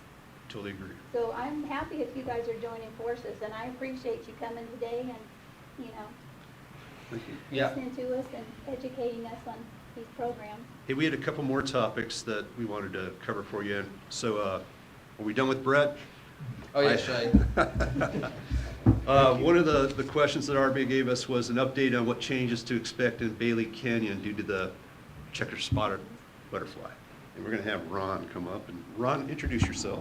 Good morning, Commissioners. Good morning. Acting District Ranger. I'm in the same position that Terry is, in an acting position until January. I had the opportunity to meet a couple of you up in Cloudcroft a couple of weeks ago. It's nice to see you guys again. Unfortunately, I haven't met one of you, but it's good to meet you, Mr. Matherly. I am, like I said, the acting District Ranger up on the Sacramento District. And the topic that I'm going to cover today is the checker spot butterfly that was listed recently by the U.S. Fish and Wildlife Service as endangered. And so the Forest Service is engaging in a couple of projects to protect the butterfly so it doesn't go extinct. And it includes fencing off a couple of meadows, actually a couple of meadows at a campground up in the Cloudcroft area in Bailey Canyon. And so the contractors are actually up there now installing fencing to protect what is the most recently occupied habitat that the butterfly has. And so that's what we're doing at this time. It's affected recreation a bit up in the area, and we're working with local groups, the biking shop that conducts an annual race through one of the meadows that the butterfly occupies to reroute that bike race and that trail so that they have the opportunity to utilize the forest like they have in the past. Also talking to the fire chief up in Cloudcroft and a couple of the employees there. You know, they do use a lot of these areas for snowmobile tours and ATV, UTV tours, and so hope to work with them in the future to address any concerns that they have with what the Forest Service is doing to protect the butterfly. In August, the U.S. Fish and Wildlife Service additionally proposed critical habitat for the butterfly, which includes a lot of meadows in the Cloudcroft area, from Bailey Canyon and Toboggan Canyon in the west, all the way to about the middle of the district, which is the James Canyon allotment on the forest, and to the south, probably Russia Canyon. So everything within that area is being proposed, at least the meadows are being proposed for critical habitat. And so, you know, all we can do at this point in time is work with those that are affected and work with the Fish and Wildlife Service to address any concerns that might come up when that habitat is actually listed as critical habitat. And so we've been working with our permittees that are being affected. It includes Russia Canyon allotment and Pump House allotment, and James Canyon allotment is actually vacant right now, so that doesn't have an active permittee right now. And also the Nelson pasture on the Sacramento allotment is also affected. And like I said, we've been working with those permittees to address any concerns that they may have and encouraging them to comment to the Fish and Wildlife Service during that designation of that listing of the critical habitat and how it's going to affect them. And so we hope that they will be heard, and you know, any adjustments that need to take place will take place. But nonetheless, you know, our initial reaction is to protect what habitat is occupied right now, and the Forest Service. We'll work with the Fish and Wildlife Service to try to address any concerns that may take place after that critical habitat is designated, so that we don't, because there's other ways to protect and provide for the butterfly than fencing everything out. You know, it's not what I want to see. It's not what the Forest Service wants to see, is all these areas fenced out. You know, because it's just not very appealing, and it's, you know, it has its limits in terms of effectiveness, and so we have to work to develop other ways to protect the butterfly and its habitat while still providing for the public to enjoy the National Forest System lands up there. So anyway, I don't think that I have anything else to offer at this time, except that, like I said, Upper Bailey Canyon and Bailey Canyon just to the north of 84 is where those fencing structures are going to go in, as well as Pines Campground, just to the south of the campground. It's not going to affect the campground itself, but we call it Pines Campground because it's adjacent to it. But it's going to protect that area and that meadow that's right off of the highway that goes out to Ruidoso. I can't remember what the name of the road is, but nonetheless, 244? those are the three areas that we're protecting We've right now. asked So, here. yes. Be interested. So, the meadows in Bailey Canyon and stuff, are they, when you're fencing them off, are they fencing off water again? Or No, is it just no. strictly Well, grass? I take that back. There's one pond or a couple of wildlife ponds that were installed a few years back that will be affected off of Bailey Road. So those will be fenced out. The only thing, I think the targeted species that we're trying to keep out are the feral horses in that area. And so we're trying to eliminate that water source for them while still providing for elk and horses, for that matter, north of that area. So, but the Upper Bailey Meadow and Pines Campground, there's no water. The area in Russia Canyon is directly on one of the allotments that you mentioned. Yes. How large of an area is that going to be fenced off? And does that include water or not? I don't know if it includes water. I don't think it does, but there are no plans at this point to install fencing in Russia Canyon or in Pump House Canyon. Any of those decisions, I think, will take place within a working group that the Fish and Wildlife Service has established. That includes members of the Forest Service, but also Fish and Wildlife Service and university folks, the botanical garden folks up in Albuquerque. And they will decide where they want to try to focus any efforts in the future to protect or conserve or recover the habitat that the butterfly relies upon. So there are no plans right now. And what I've told the permittees is that,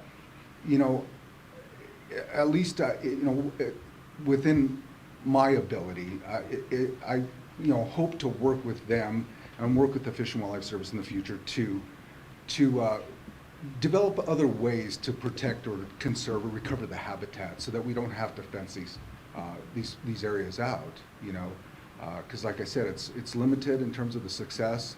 And I think that based on the last time that these areas were occupied by the butterfly, which is 20 years plus, that those areas would probably fall further down the road or may never get, touched, I guess, in terms of actions to try to recover the butterfly. So, and I know that I can't guarantee that, but I did try to, ease the concerns that they do have, because, they've been around. They know what's happened with the spotted owl. They know what's happened with the New Mexico meadow jumping mouse. And so their fear is that the same thing's going to happen to them on their allotments with the butterfly. And so, we'll do what we can to try to mitigate that or avoid that. And so that's what I hope to do for the time that I'm here anyway. The comment period for the butterfly has been open for what, like 30 days already? 60 days. 60 days? Yeah. Have you been able to view any of those comments yet? No. Oh, okay. And we won't be able to see those until they publish that final rule. That's when they do publish all the comments and all the responses that they have. So. Would it help if the county put a comment in? Yeah, but I think the comment period closed. Oh, did it close? Yeah, I thought it was closed on the 10th, the end of this month. And so, Okay. yeah, so a couple of days ago, unfortunately. And I did encourage, Eric up in Cloudcroft and the others to comment, because it does affect their business and their operations. So. I think going back a little bit, if we can clean our forest with the same tenacity that we go after our allotment owners, I think we could actually do a really good job. And then the meeting is going on in Ruidoso right now. Is it pertinent to all this? I wasn't able to attend yesterday, and I really, really wanted to, so I'm going to try and go in the morning. What is that meeting covering? Because it's my understanding that it is just fire cleanup, more discussion of that. Yeah, go ahead. It covered a lot of the same things that we talked about in Cloudcroft a couple of weeks ago. But the village of Ruidoso did have the opportunity to show us some of the areas that they've worked on in that area that have that were successful in terms of protecting homes and the community during a couple of the fires that have taken place in that area, including the McBride fire a couple of years ago. So it's a great meeting, and I certainly would encourage you guys to go. I want to go tomorrow. And I did comment to Laura that, I was hopeful that I would see some of you guys up there, but unfortunately you were not able to make it yesterday. But It's going on this afternoon as well, yeah. so maybe. Yeah.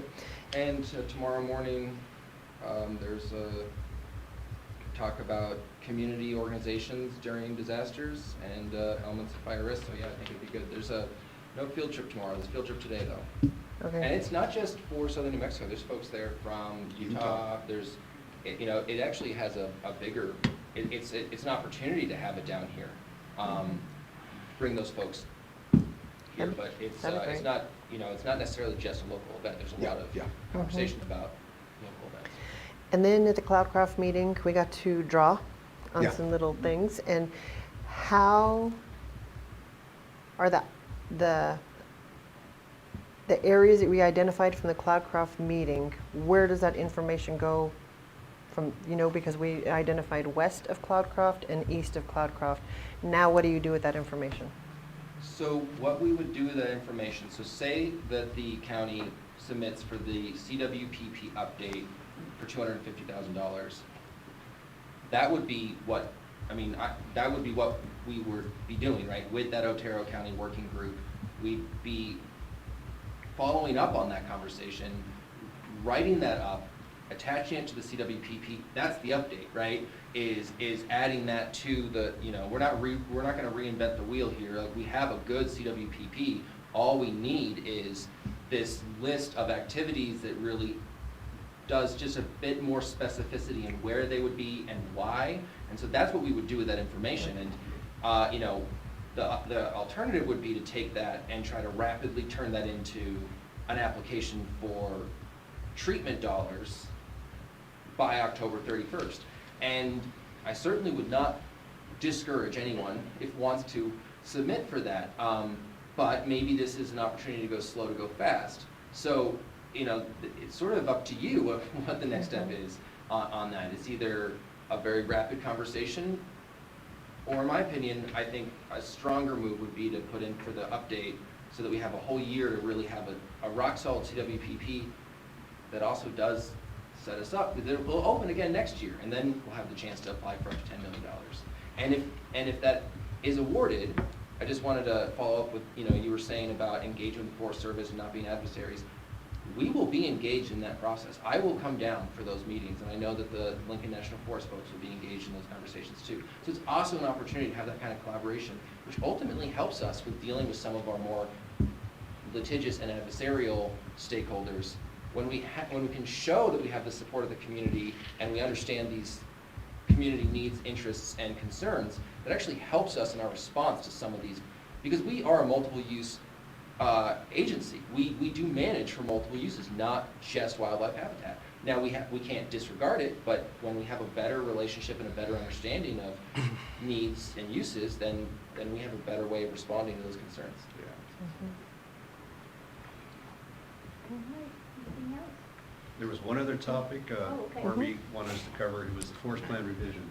So for Okay. that, we're going to bring Diane up, our forest planner. Sorry to take up so much of your time today. This is good. Information. We're glad to get it. Good morning, Commissioners. I'm glad to be back. I'm Diane Prather. I don't believe I've met you, Mr. Matherly. I'm the forest planner. Okay. So ongoing and current, we have editors looking at the EIS and the plan to finalize them. Newer efforts are in developing a monitoring plan. Every 2 years, we're required to report on our progress towards meeting the plan. And that might include something like acres treated to see if we're making progress on treating those areas that need the work for fire protection. Or, for example, number of recreation visits, because we also track our contribution to economies, local economies. So that would be like 2 examples of what would go into that monitoring report. So we're working on that. And then also, While Terry is here, we hope to brief our regional forester so that we can continue to move forward. I have 2 documents that are in draft that are in review at our regional office right now so that we can get onto our regional forester's agenda so Terry can present. Okay. And then if Terry is selected permanent, we'll be more quickly able to brief the Washington office. We need a permanent forest supervisor to brief Washington. And that's where we're at. So Terry, I'm not being personal, but if you are lucky enough to get this position, how long do you, I mean, we're all getting up over the age, are you gonna be here long enough to really carry this whole thing through? I mean, this has been going on for so long. Well, to be quite honest, I have owned a house here in Alberto since 2006. And this is one of the places I was going to retire. I have a place up in Wyoming, I have a place down here. So my long-term plans are to retire here in Otero County. But I'm not done with my career yet. In November, I will serve 39 years for the Forest Service. But as you guys are hearing, there's a lot of exciting things going on right now.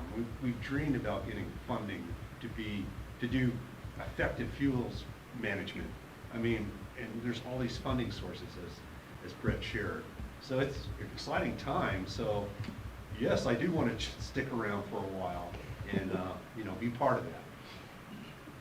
Great. I mean, it sounds like it's going to be a pleasure working with you. You know, in the past it hasn't been pleasurable, but I'm not saying that negatory, but it is, that's the truth. It hasn't been pleasurable. I understand. So great. Look forward to working with you. And I'm sorry I missed the Cloudcroft meeting. I was on vacation that week, so. I'm sorry I missed it too. I had too many meetings that day and I couldn't make it. So, well, thank you so much. Thank And you. we'll see you next month.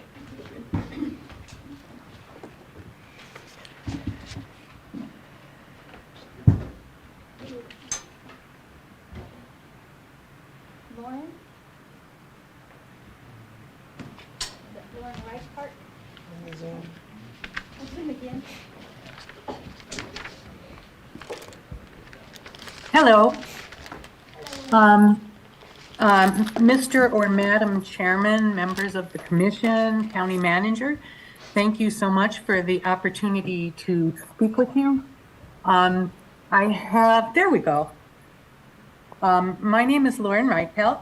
I am the relatively new Environmental Health Division Director for the New Mexico Environment Department. And prior to that, I was the Health and Human Services Director for Rio Arriba County for nearly 30 years and an officer on and off with the New Mexico County's healthcare affiliate.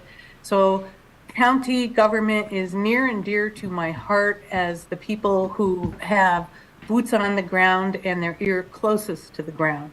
And that's why I'm reaching out.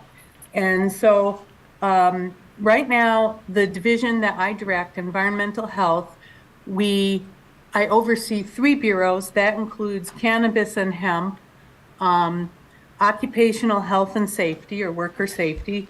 And then our largest bureau is the Environmental Health Bureau, which includes permitting and oversight of manufactured and retail foods, pools and spas, and liquid waste. And primarily smaller liquid waste systems, meaning septic tanks. And so I'm here mainly to discuss septic tanks with you, and I have a couple of slides. I can put them up here if you need me to share them, or if you have them in front of you, I can just go ahead without sharing.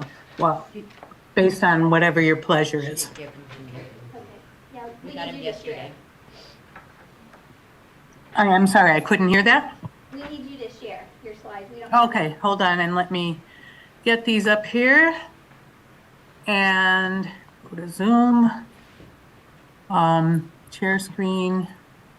It says that you've disabled my sharing.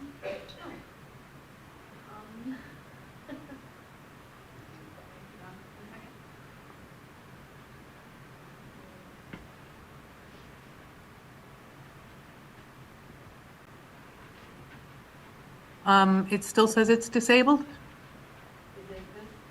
We can see it now. Yeah, we can see it. Okay, let me find it so that you can see it. Okay. Can you see it now? Yes. Okay. And so there are two things that I wanted to discuss with you. The first is that I want to talk a little bit about septic tank safety. And so my division has put together a partnership with San Juan County, and an issue that they have been facing since about 2018 is that they have had 2 drownings of toddlers in uncovered septic tanks. Wow. One toddler who fell in and is now in a vegetative state, and then a woman who jumped in after her dog, and they were able to rescue both her and her dog. And so they've put together with their fire department a septic safety campaign, and I'm trying to, I have borrowed their door hangers, and I'm trying to work something out with the Children, Youth, and Families Department and with other home visitors so that we can give them door hangers to distribute and maybe have the home visitors check as part of the regular assessment that they do when they go to somebody's home to make sure there is a cap on the septic tank. There's absolutely no way to know how big a problem this is statewide. I'm sure it can't just be San Juan County that has the problem. The reason we can't know is when you look at the data in terms of 911 calls, it shows up as a missing child report. And then by the time we get the child to the hospital, that just shows up as a drowning and it doesn't specify septic tanks. And so San Juan is interested in reaching out to as many other counties as possible.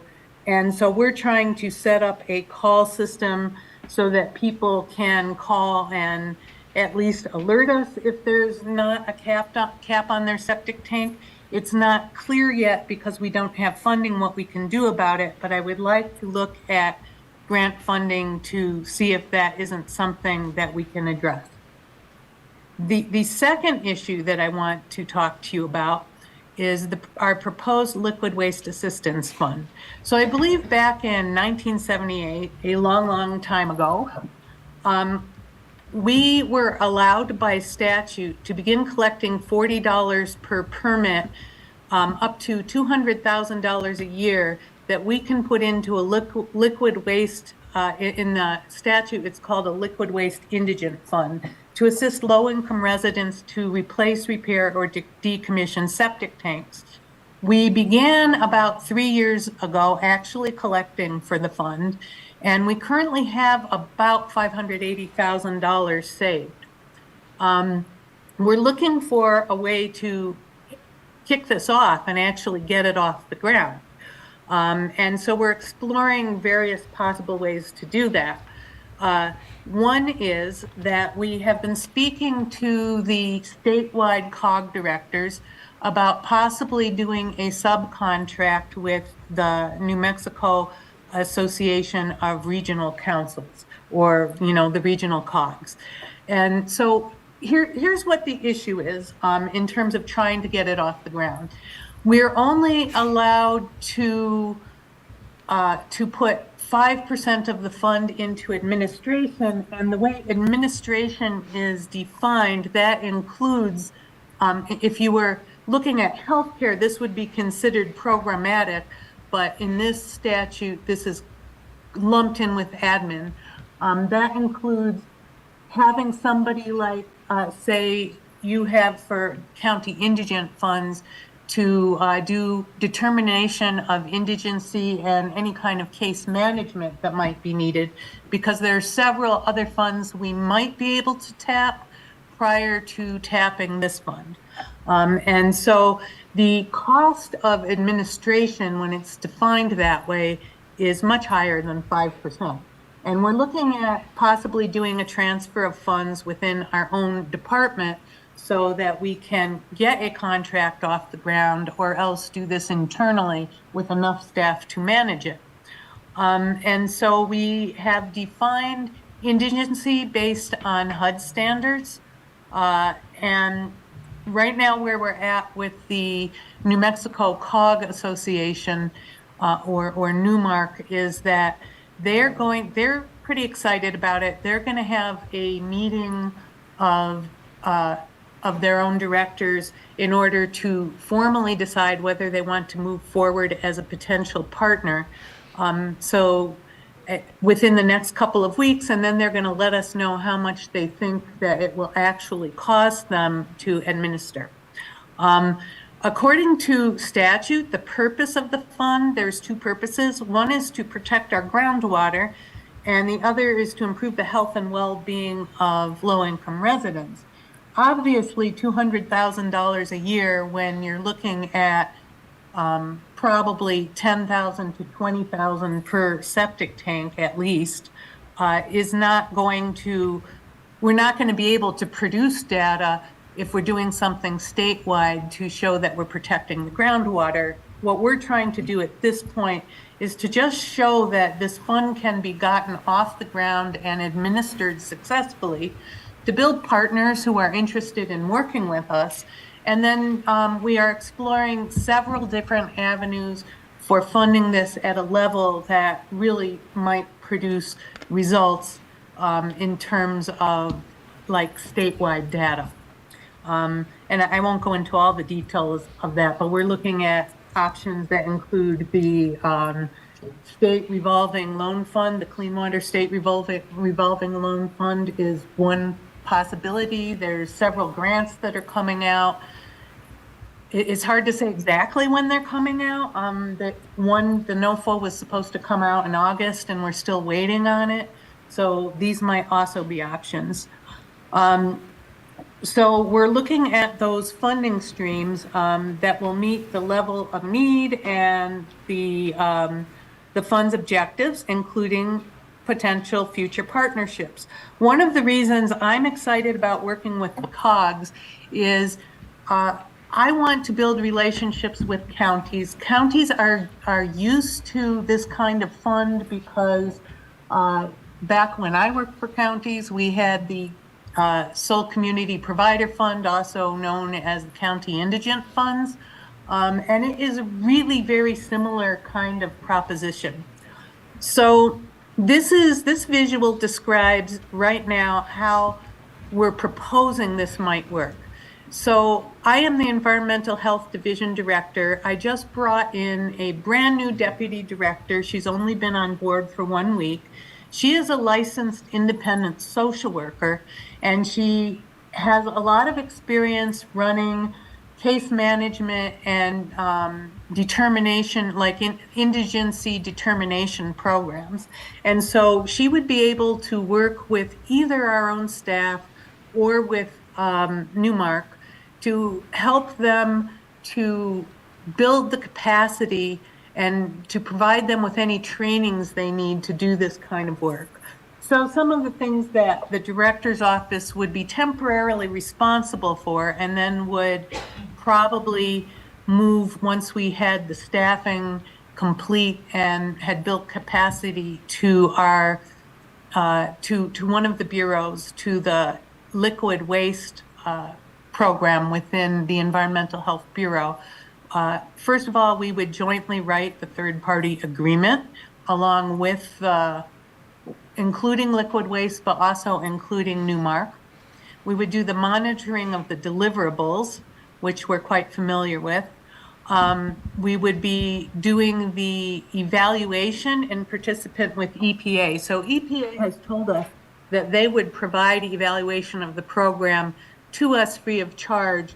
In my previous life, I started out with a $10,000 budget. Sorry, my dog's barking. I'm at home with COVID. Hey, quiet corner. I started out with a $10,000 budget and had built it up to a $5 million budget, mainly through grant funding. And so in order to grow it, evaluation was a really important part of that. Every year we would look at what worked and what didn't work, and we would do a lot more of what did work, and we would stop doing what didn't work or fix it. We're not legally required to be compliant with HIPAA because nobody would be a covered entity, but we're very concerned that members of the public feel that their information is safe with us. A lot of bankruptcies are really, and indigency is caused by medical bankruptcy. And if we do begin receiving referrals from community providers, there may be some kind of medical information in those files. So we want to make sure that our staff and that Newmark understands HIPAA and how files have to be kept. And we'll be working with our Office of General Counsel to set this up in such a way that anybody and their brother or anybody at all cannot just do an IPRA to see people's files. That would be really unsatisfactory. Amber, my new deputy director, can do ethics and communication training for both staff and for Newmark and anybody else who's working with us who needs it. And she is capable of doing do regular audits of training certification files for staff and for Newmark, so that we can make sure everybody has the trainings they need, and also just looking at their files to make sure they are in the correct shape for this kind of work. The third party, and that would be the state COG organization, would be responsible for accepting applications and working with the public, conducting eligibility reviews and certifying that somebody is eligible, assisting the participant to apply for other programs prior to initiation where feasible. There's a USDA program. Oftentimes we have difficulty taking advantage of it because people may live too close to a population center, even though they're not in a population center. I'm sure that you've probably experienced that. And there's also an RCAC program that we might be able to apply to.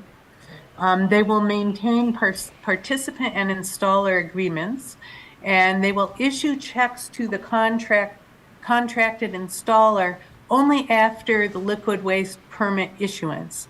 And so moving over to EHB, the Environmental Health Bureau Liquid Waste Program, which interacts closely with them, they would maintain agreements with contracted installers. So that means that, first of all, there will be rules for installers. They have to be permitted and they have to be up to whatever codes are required. And that would be up to our liquid waste program to determine, because they do that sort of permitting anyway. They would need to issue an RFP and allow installers to apply to become part of a list of potential contracted installers all around the state. Our inspectors who inspect, with the exception, I think, of Bernalillo County and Santa Fe, who maintain their own, and some of the cities like Las Cruces, who do their own inspections, they would go out and do the initial assessment of the site, and then use that assessment to put out a project bid and allow installers to submit bids for that particular site and they would pre-authorize septic installation costs based on that bid. They would contract with the installer, the correct installer, to do that job. And then once it's complete, they would inspect and permit the finished product and select the qualified, let's just say they would inspect and permit the finished product. And so if there's multiple installers in an area that submit bids that we can accept, then it would be up to the participant to select the contractor from the qualified bids. And then, of course, the check cannot be issued until we release the liquid waste permit and say, okay, this site is done properly, and now you can pay the contractor, and that would be done by the third party. So this is what we are what we are looking at as a potential pilot for the project at this point in time. Nothing has been really decided yet. And I'm also interested in just reaching out to counties and working with counties, especially rural counties who are likely to have quite a few folk who have very old septic tanks that it might even be unsafe to step on them because it could collapse because they're just old concrete tanks. And so we have been talking a lot to San Juan County because this is a problem that is near and dear to their heart. And Amber Mayhall told me when I'm planning a visiting, like a listening session where I go out to the southeast to different towns, including Alamogordo, to listen to people. And she thought that you would be interested in this topic. And so she suggested I get on the agenda to talk to you about it. And that is basically what we're looking at this point in time. It's possible also that we might look at just doing this through EHB, but EHB, the staff we have on hand, we tend to hire people who have a bachelor's in science, usually chemistry, sometimes biology. And that's not necessarily, that's a great qualification to be doing the inspections.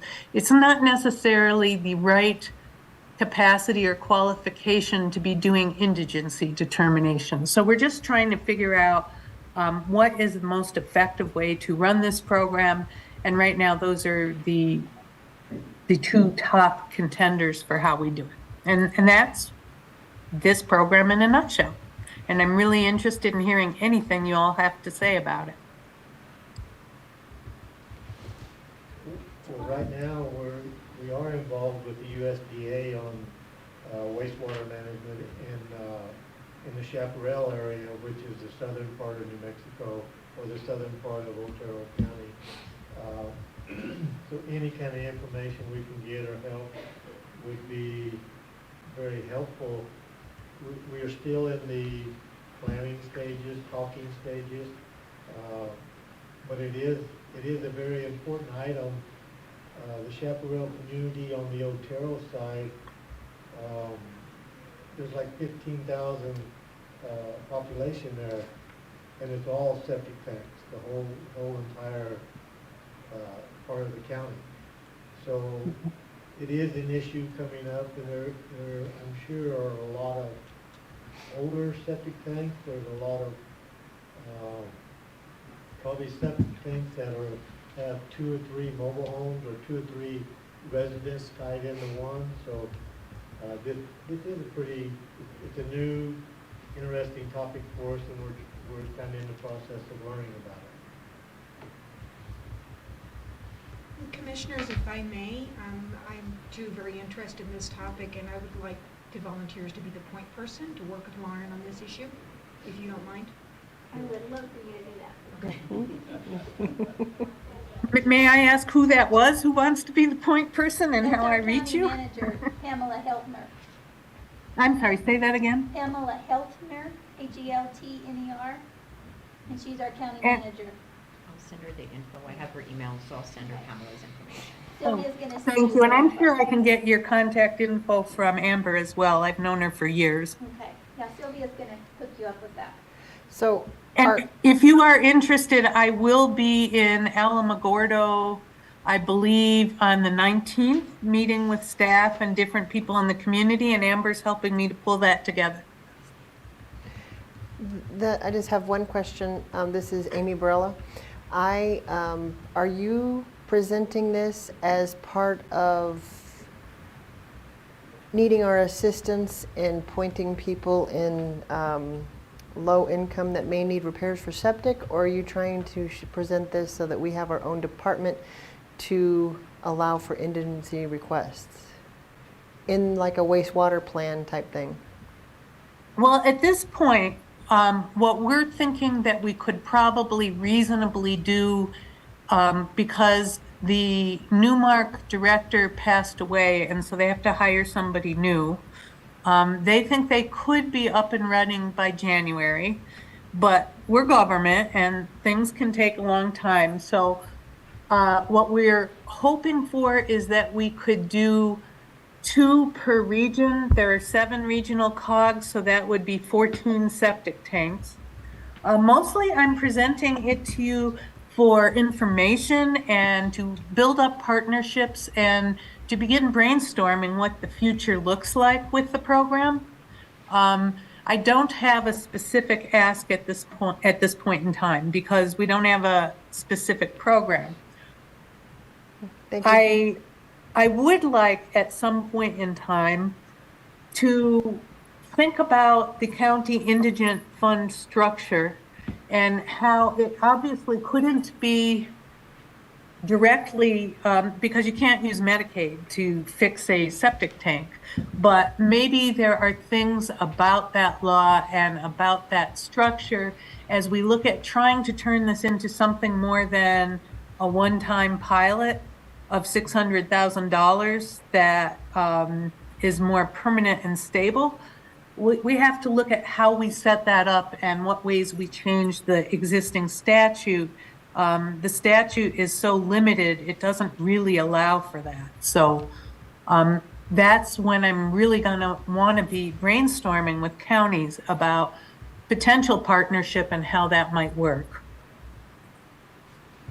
And I want to start doing that right out of the gate because it's important, even in just setting up the pilot, to set it up to be as flexible and poised for future success as possible so we don't have to make major changes. Thank you. Thank you. You're most welcome. You know, it would be, with your involvement or your interest in it, the next time we have one of our meetings with the USDA, it would be nice to, if you could join us maybe and listen to where we're at with it, what they're presenting to us. That way it might bring you up a little bit. Maybe you could contact them and, this is all new to us, so we're trying to figure out how to get this started and get it moving, so. Yeah, we've been kind of going back and forth internally on this for 20-something years. I've only been part of that for a year, so I hope we've made some progress moving this forward since I've come on board. And so when you say attend your meetings, are you talking about the commission meetings? No, it's with the USDA group. Oh, yes. So they have quite a bit of money that they've been assigned, and they're going to rural areas around the country. It's not just necessarily New Mexico, it's all over. Trying to create septic tank education, trying to kind of get away from the septic tank systems and go to wastewater management plants. So it's been very interesting to us, but we're all still in the learning process of it. So Pamela is on that committee. She does listen to all the meetings. She's in with us on that. So it would be perfect if she was your contact person and could kind of fill you in a little bit. I would absolutely love to participate in those meetings. One of the potentials we've been looking at for how do we create a more robust fund is we've been looking at the Clean Water State Revolving Loan Fund. And so the issue that exists with that fund, and there's a new fund that will come out or grant called the Community Change Fund or a Community Change Grant. Both of these target communities rather than individuals. So if you're very rural like New Mexico, you're too rural in many places for a community septic tank, or it just doesn't exist, and instead every individual family has one, unless some places don't even have that. So what we have been looking at as one possibility for moving forward is, what if the Environmental Health Bureau were to take out a loan from the Construction Bureau, which manages that fund, of say $2 million, and then we use our 200,000 to pay it off so that we can give out grants instead of loans. But then once we reach that $2 million mark, then we're capped because all that money's tied up for a decade or so. So these are just some of the kinds of things that we have to figure out, and it would be great to be meeting with you and with the USDA because maybe somebody has some ideas for how we get around these places where the puzzle piece almost fits but doesn't quite. Yes, and one of the biggest goals that we have is trying to promote the, septic maintenance, septic education, wastewater education. So that's going to be, that's pretty high on our topic right now too, is educate people on what they need to do in the processes of it. So. And if there's a way that we could work with you to make that happen statewide so the burden isn't entirely on you, we'd really love to do that.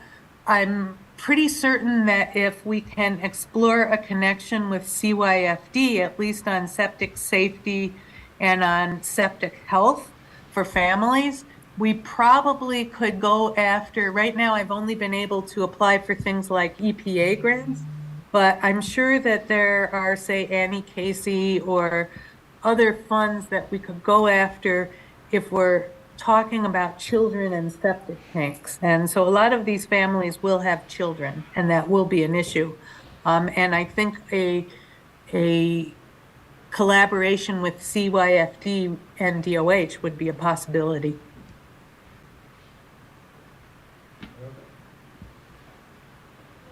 Anything else? Okay, I think that's it, but thank you for your presentation. You'll be hearing from Well, them. thank you so much for having me, and I hope I see some of you when I'm down there next week. I'll be in Santa Fe, so you won't see me, but. Oh, bummer, I'm in Santa Fe now. Well, I'm in Espanola, Yeah. but normally I'm in Santa Fe. Yeah. Okay, well, Thank you all have a lovely day and stay healthy and safe, and I will see somebody when I'm down there next week. Okay, thank you. Thank you. Thank you. Oh, and also, just before I hang up, I did put something in the chat for you. One of my sister divisions, the Environmental Protection Division and the Climate Health Bureau, have a very large grant that they're looking at expanding for workforce development. And some of what you were saying about the forests might fit in that, especially what you were talking about biomass and the mills. I put Claudia's information for you in there, and I texted the division director and the bureau chief, both with the information about Abigail so that they could reach out to her. Okay, thank you for that. Thank you. Bye-bye. Bye-bye. Okay, do you have anybody sign up to speak? Nothing. Oh, you do? And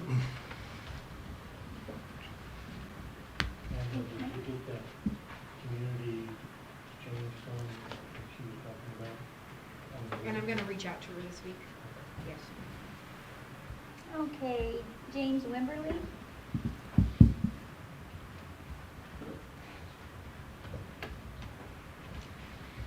And we have to keep this to 3 minutes.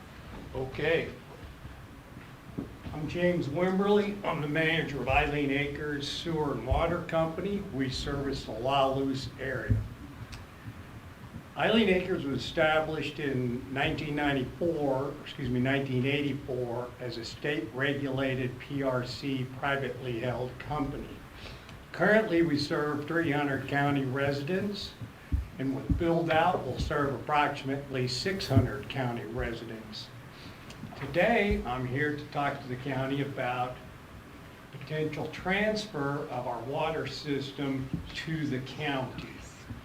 So I'm going to pass out some general information to... Commissioners, we're going to talk about this later in the meeting. I would propose that we just discuss this and have this presentation during that portion. Okay, is that all right with you? Sure. So later on today? Yes. Okay. Yes, it's on executive session to discuss this. Okay, so stick around. Yes, it won't be too long. Okay. Okay. Nolan? Is it still morning? Good morning. Good morning. How you Good guys morning. doing? All right, commissioners, I'll keep it short. I'm Nolan Ojeda. I'm the executive director for Alamogordo Main Street. I had a board member approach me to let me know that the discussion for the county courthouse has come around again. Actually, before we talk about that, you guys have awarded us the community services grant, and I was able to hire a part-time helper with that money. So let me just personally say thank you to all of you, because that has made such a difference in our ability to do our work and my ability to sleep at night and go and get showers in on a regular basis. So first off, thank you for awarding us. We are working hard on getting that coffee shop accelerator up and running, but the assistant has made it all possible, so thank you so much. Okay, the county courthouse. So one of my board members was approached by a community member because I guess in previous history, Main Street actually presented on use of, back when this was first talked about, moving the county courthouse, back when Cam was still the executive director, I guess, we had presented to the county about the county courthouse. So a community member approached us to kind of ask us where we stand and what we think about the movement of the county courthouse. So I just wanted to come kind of let you guys know, you know, the wild dream would be to have some beautiful giant green space or plaza or something built where the courthouse currently is. But from my board's perspective, and so I sit here to speak on behalf of them, is that it is important to our downtown community to have the county courthouse located in that place. Granted, the building of a new one would give us some opportunities to maybe take advantage of increasing some usable space from a downtown perspective, from an economic development perspective. We are seeing a shift in our downtown right now. We saw over $1.1 million in private investment into the district last year, and we're already approaching beating that for this fiscal year. So there are people who are coming into the district, and they are putting their own money, blood, sweat, and tears into making businesses there, fixing buildings there. And I think if we were to lose the courthouse altogether, it would almost feel like we're robbing some of that momentum out of it. Since you've only got 3 minutes, can I use some of your time and maybe let RB give you a quick rundown of actually what's going on? Would you want to do that? Yeah, that's Okay. fine. Would you mind doing that, RB? Just so Sure. he knows? And Nolan, we appreciate your concern. We hear you guys, and we very much support downtown and want to see it grow and thrive. This decision was made last December in a public meeting, and you know, it was on the agenda that a decision was going to be made for where the courthouse would be located, and that was voted on by the commission, and then there was a settlement agreement reached based on that from the lawsuit that had been filed by the courthouse, and the location chosen by the court was at Mesa Village. And that's where it's going. But in order to mitigate any impact or effect on downtown, part of that agreement included that magistrate court would move to the courthouse, so it would still be utilized. The DA's office will remain there, the DUI office will remain there, and I'm currently gathering data. I've spoken to the court, and their position is that foot traffic will actually increase with the presence of magistrate as compared to district court. So I'm happy to provide that data to you. So it'll still be utilized, so the reversion of it, so we're not gonna end up risking like another Dollar Tree moving in or something right into our downtown. Yeah. Because I think that's the biggest concern. I mean, it would be amazing if, like I said, we could knock it down and build some cool space where all sorts of, you know, central city activities could occur, but there's issues with how the property was acquired and what can and cannot be done with it. But I would submit to people that have concerns that the courthouse is not the answer to the survivability of downtown. It's been here. Patrons Hall couldn't make a go of it. Off the wall deli wasn't enough to support it. And the other businesses, I'm not so sure that, people that go to the court also go patron them at the same time. I mean, the lawyers and judges aren't going to the secondhand store to get their suits. So we got to all work together to support Main Street and its goals, and ensure that we find other ways to make downtown survive and thrive. Awesome. And then one last question, and then I'll forget. So is there any reconstruction planning to happen with moving the magistrate court in, or will just the footprint, the building, the parking lot will all remain the same? It'll remain the same. There will be some, not necessarily renovation, but maintenance of the building. We're working on the roof now, or? There will be some improvements to the But building. the footprint? It will not change. Will remain the same. Okay, Yeah. cool. That's all I need. Okay. Thank you, guys. Thank you. Appreciate you. Thank you, Nolan. Have a good day, everyone. Thank you. Okay, Courtney McGarry Squires. I think I'm saying that right. It's McCary Squires. McCary Uh-huh, Squires, there you thank go. And I have everything written down, so it'll take me 3 minutes or less. Okay, good, good girl. Hello, my name is Courtney McCary Squires, and I'm here representing a grassroots organization in Alamogordo called With Many Hands. We are a community-based nonprofit organization focused on uniting working-class people to accomplish positive change in our community. One of the current issues we are focused on addressing is the issue of food sovereignty and helping to eliminate the concern of food insecurity. We have been working on a campaign known as Public Land for Food for the better part of a year now. In this time, we have been able to assemble a leadership team consisting of 10 actively involved community members, amass over 500 signatures of support via a digital and paper petition, and cultivate a Facebook community group of almost 300 residents who are ready to see positive change here in Alamogordo.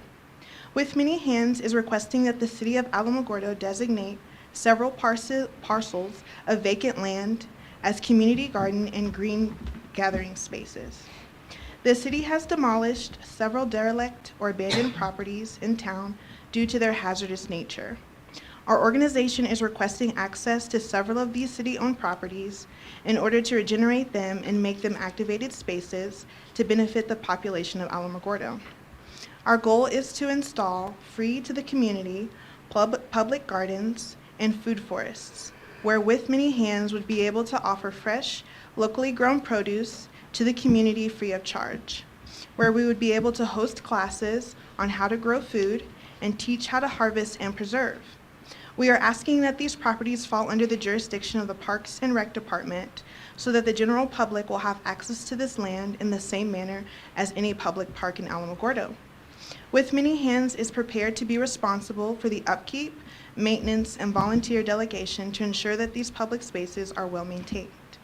We believe that as a community organization comprised of Alamogordo residents, that it is right and just to request that the City of Alamogordo Parks and Recreation Department consider allocating resources in the form of budgetary needs as well as assistance with grant writing to help fund a portion of these community gardens and food forests.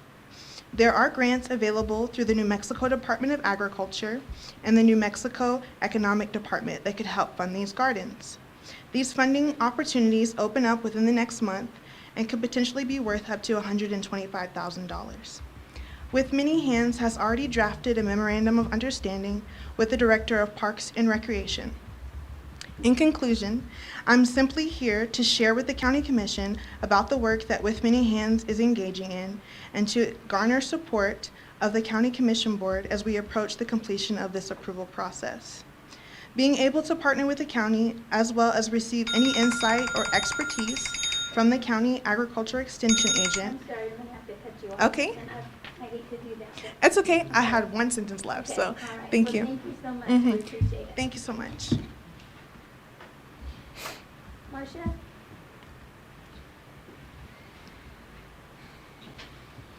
Hello. Hello. I have a couple of comments. One is I wanted to say that during the last couple of weekends up in the mountains, the chaos up there with all these campers coming, and the last time we had a a 3-day weekend, it was so crowded up there, people were actually camping on the side of the road. And there's no place really, once they come up on Thursday evening or Thursday afternoon, they get the best spots. And then there's no place for people to go when they come up on Saturday. And so I noticed when we drove around one day that there was so many places that were taken. There was no place extra for people to go. They were going on back down the mountain. And personally, you know, it's not any skin off my nose, but I'm noticing that there's no place to go. The roads are closed or too hard to get to, or once they get in there, there's only 2 or 3 camping spots, and they could be opened up for some other people to go. I noticed that. Then I wanted to ask what has happened with the Otero County dump? What's happened out there with that family that was having all that trash and all that? Has that been rectified? I just wondered. We're Yes. working on it. Still working on it. Are we allowed to answer anymore? I don't know if we're allowed to answer anymore. We're not really supposed to comment during this period. We need Yeah. to get on the agenda. Okay, all right. Well, I just wondered on that because that'd be a great thing to have that done. And then there was something else and I've forgotten it, so I guess it's not important. Anyway, thanks for the job you guys do. It's got to be difficult. Thank you. I'll call you this afternoon. And Marcia, one thing we're doing is proposing passing a Keep Otero County Beautiful ordinance that would create a committee that would oversee those types of initiatives and activities within the county. We were going to talk about it this meeting, but we messed up the scheduling, and so it's just going to be next month. Okay, we're going to move on to new business. Item number 23, request the Board of County Commissioners select and prioritize the capital outlay projects for submission to the New Mexico legislature. Commissioners, it's that time of year again. I have provided you with your ICIP, which is your plan, and I am needing you to select 5 projects and put them in prioritized order. I will be submitting these next week, so we do need to do this month. I thought we did this already. You did the ICIP. Pamela has put these in order the way we kind of fixed them last. But I have a little, I just want to do a little discussion on one of the items of maybe relocating it. I was asked the Chin's building. Right now they have the Chin's building in the number 5 spot.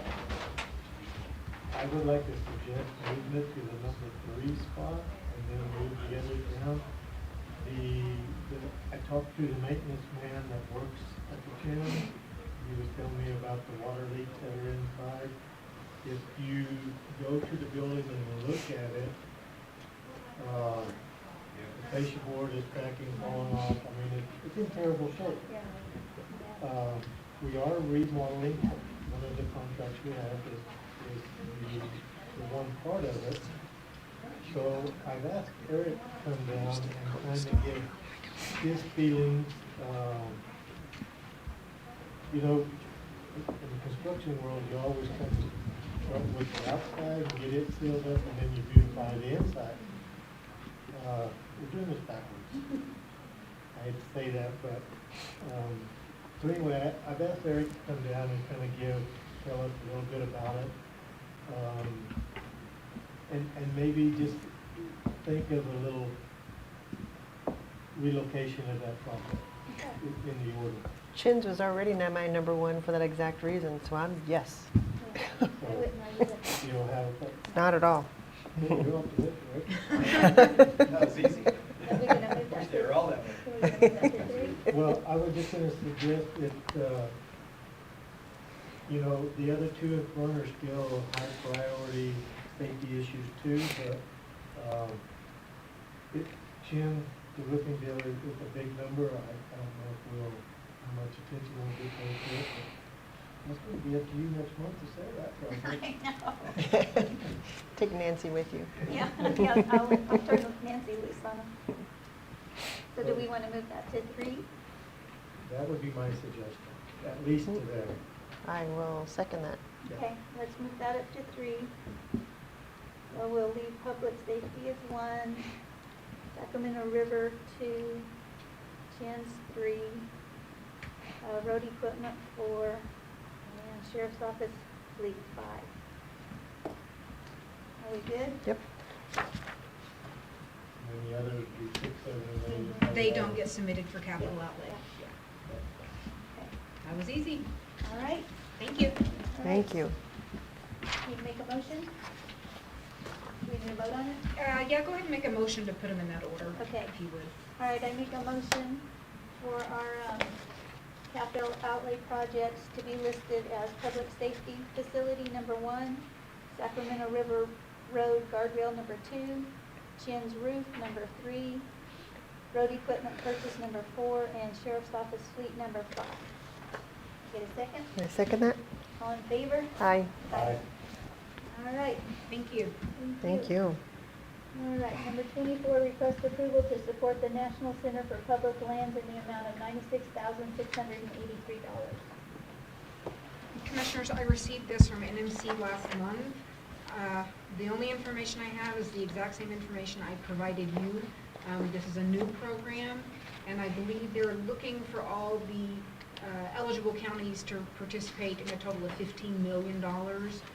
They're taking a percentage of what we get in PILT. That's how they come up with that number. I think it was actually the percentage of the LATCF. That's what it was. Yeah. Forgive me. Because, and we talked about this at one of our board meetings, and what it is in a nutshell is that they want to stand up this, this committee and fund it to go and fight for us for our PILT money. Because every year that's not guaranteed, and we actually get pretty ripped off most of the time with what we get paid, which PILT is payment in lieu of taxes for all the federal, state, and tribal land that we can't put out for private property taxes or anything, so the federal government pays us money in lieu of that money that we could normally collect. So this organization, and it's a one-time thing, I mean, once we pay this, we're done. It's not like a yearly thing. They want to build us up, have a big pot of money, and then just operate off that and the interest off of it.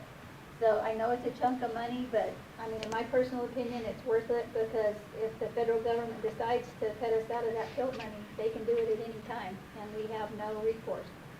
So I'm definitely in favor of this. And it has to come out of our general fund. It can't come out of our LATCF. It actually comes out of the general fund.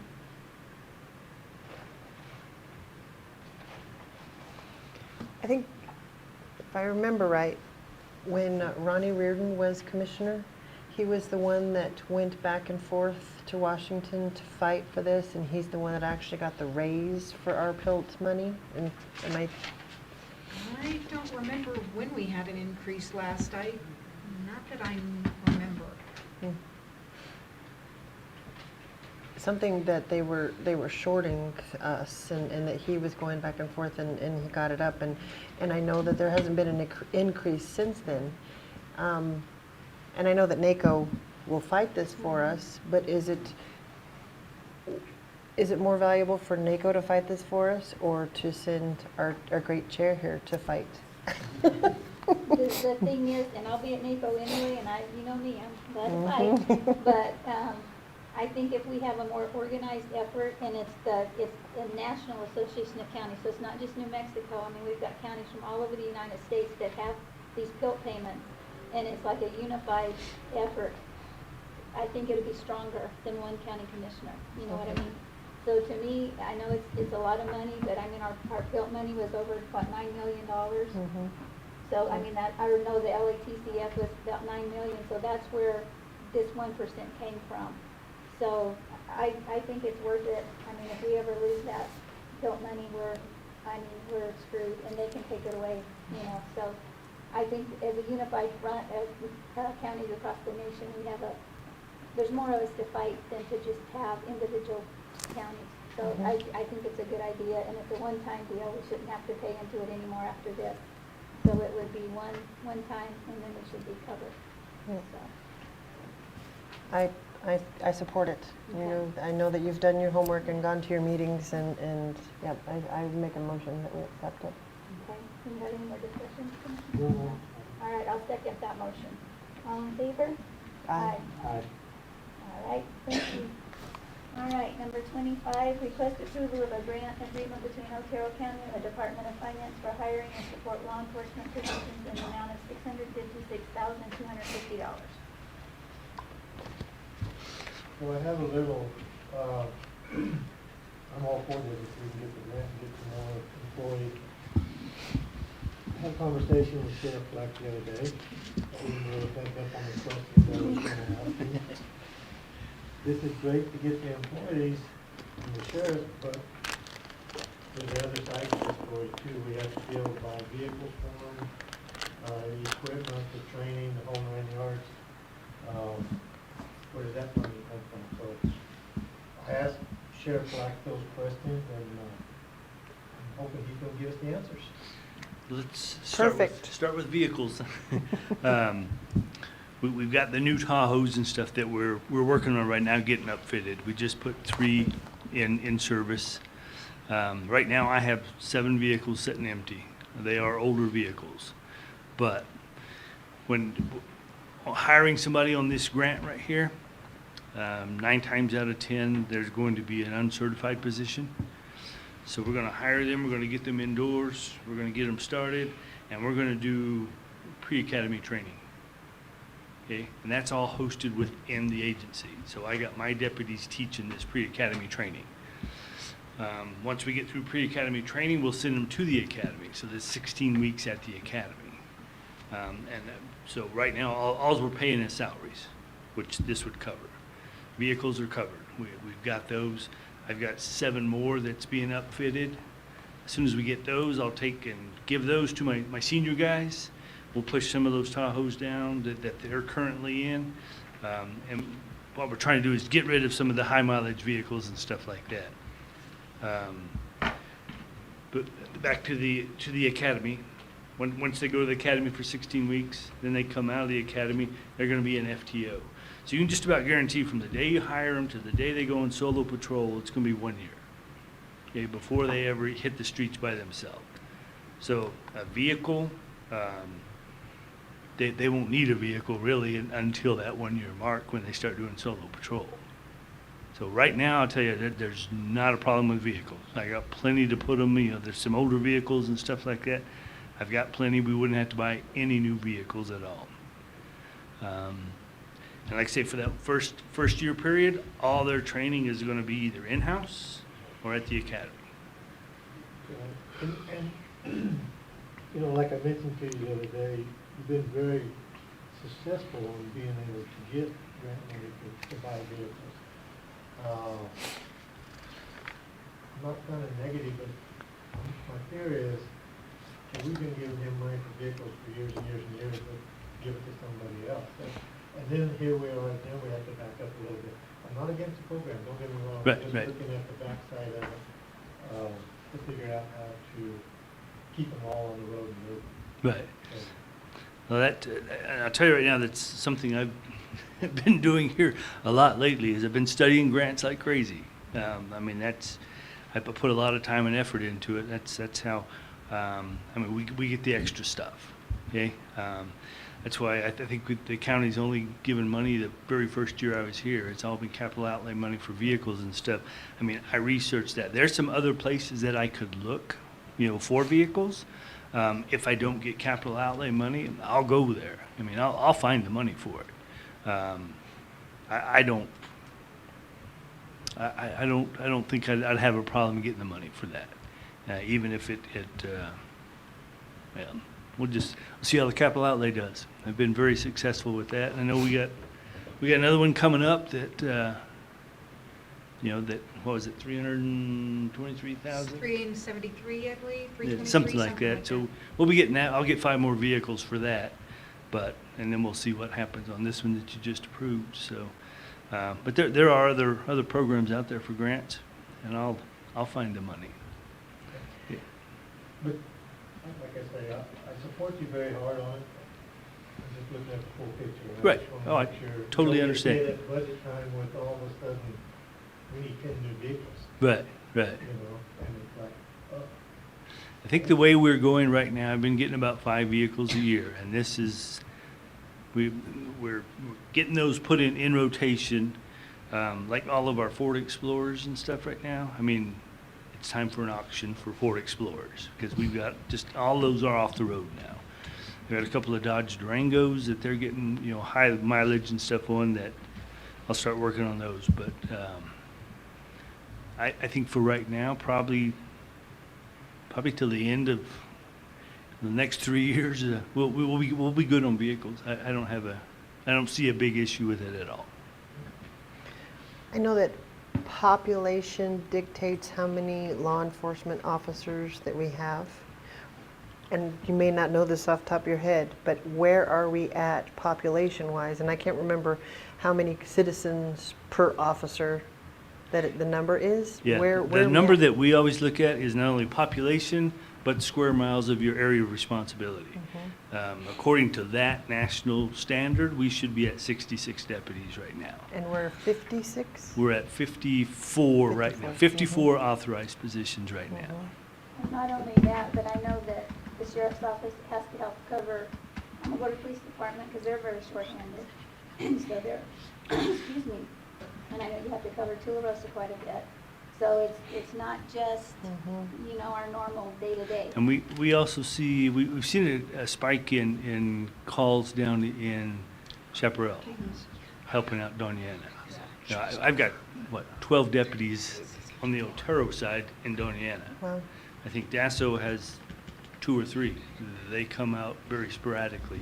There's a lot of times we'll go over there and secure a scene waiting for somebody to get there from Cruces or Sunland or stuff like that. So, following the trends on our call load and stuff, I mean, things are kind of settling down a little bit, but the number of calls on assistance with the PD and Thule and stuff, I think Sean and I, Under Sheriff Jett and I looked not too long ago, at one point we were 12% of our calls were agency assists. I don't know what that number is right now. I mean, I could find it out pretty quick, but that's kind of a high percentage for agency assists. So, you mentioned Thule, it brings up, well, that's not even thing subject, I'll talk to you about that. Okay, call me later. I appreciate the fact that you go out and get these grants, and I think one thing we can never have too much of in this county is law enforcement, because you guys run your legs off. I mean, I appreciate the work that you do, so I'm definitely in favor of supporting that. I support it as well, but I'm kind of leaning towards Gerald. Next year may not be getting more. We've got to figure out, you know, what other departments need and all of that. So just keep on looking for your grant money and let's grow the department. Yeah, I know you've been doing great. Yeah, agree. Agree. If what he does, they'd have a bunch of stuff too, so. Agree. All right. So, any other questions? Good. All right, thank you, Sheriff. Thank you. All right, I make a motion to request the approval of a grant agreement between Otero County and the Department of Finance for hiring and support law enforcement positions in the amount of $656,260. All in favor? Aye. Aye. All right. Number 26, request approval of road transfer agreements with the New Mexico Department of Transportation for Gato Mountain and Bent Road. Good morning, Commissioners. So this is somewhat of a formality. These roads have been on the county maintenance list for decades, and we've maintained them. So we received payment from the state or credit for the mileage, and we've provided the maintenance. But where this issue does come up is if we get any grant funding or federal grant funding, they look at it and they want us to provide proof that we have a right to maintain the road, and we haven't had that. And it came up on another project. I think it was on the 506 a few years ago. So my predecessor, Michael, had worked on this issue, and then it appears it stalled out in 2020. So it's just a matter of finally finalizing this and getting the legal right to these roads. We acquired them because I guess Highway 70 used to take a different route, and then they moved it, and these roads are the old portions of Highway 70 that were no longer used. We'll have another agreement next month for a portion of the 506 that is a similar situation. But this really isn't taking on any more than what we've already been taking care of. This is just a formality, basically.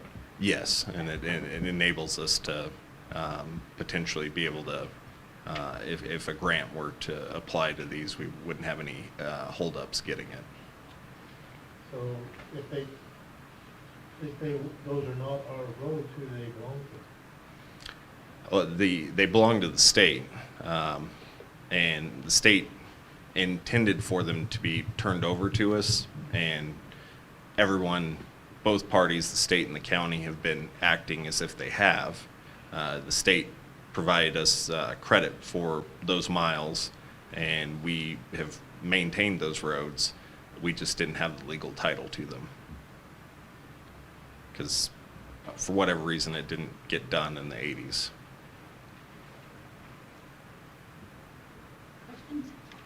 Nope, this is what my meetings are all about. Do you have any more questions? Okay.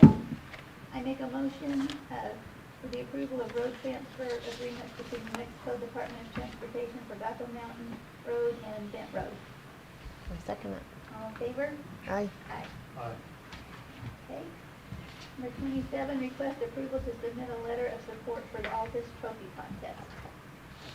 So Commissioner's background on this, Altus, Oklahoma, the Center of Commerce there, or Chamber of Commerce is what they call it. They started an award for Air Force military communities that have air education training commands.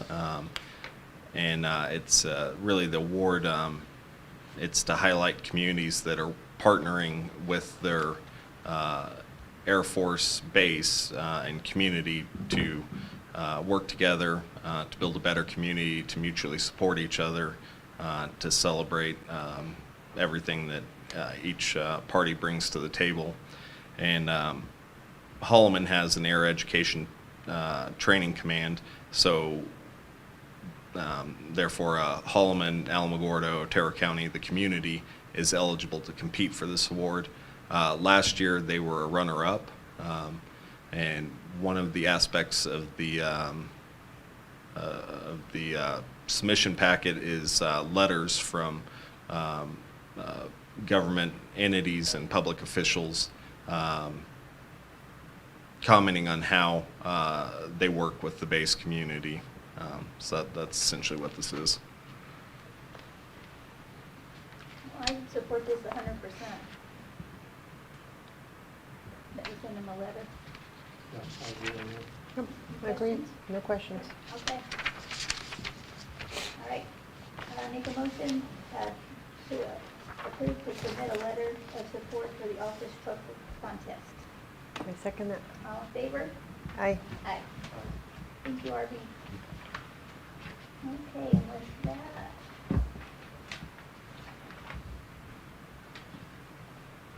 Where are we going back to? I didn't think there's, It's an executive session.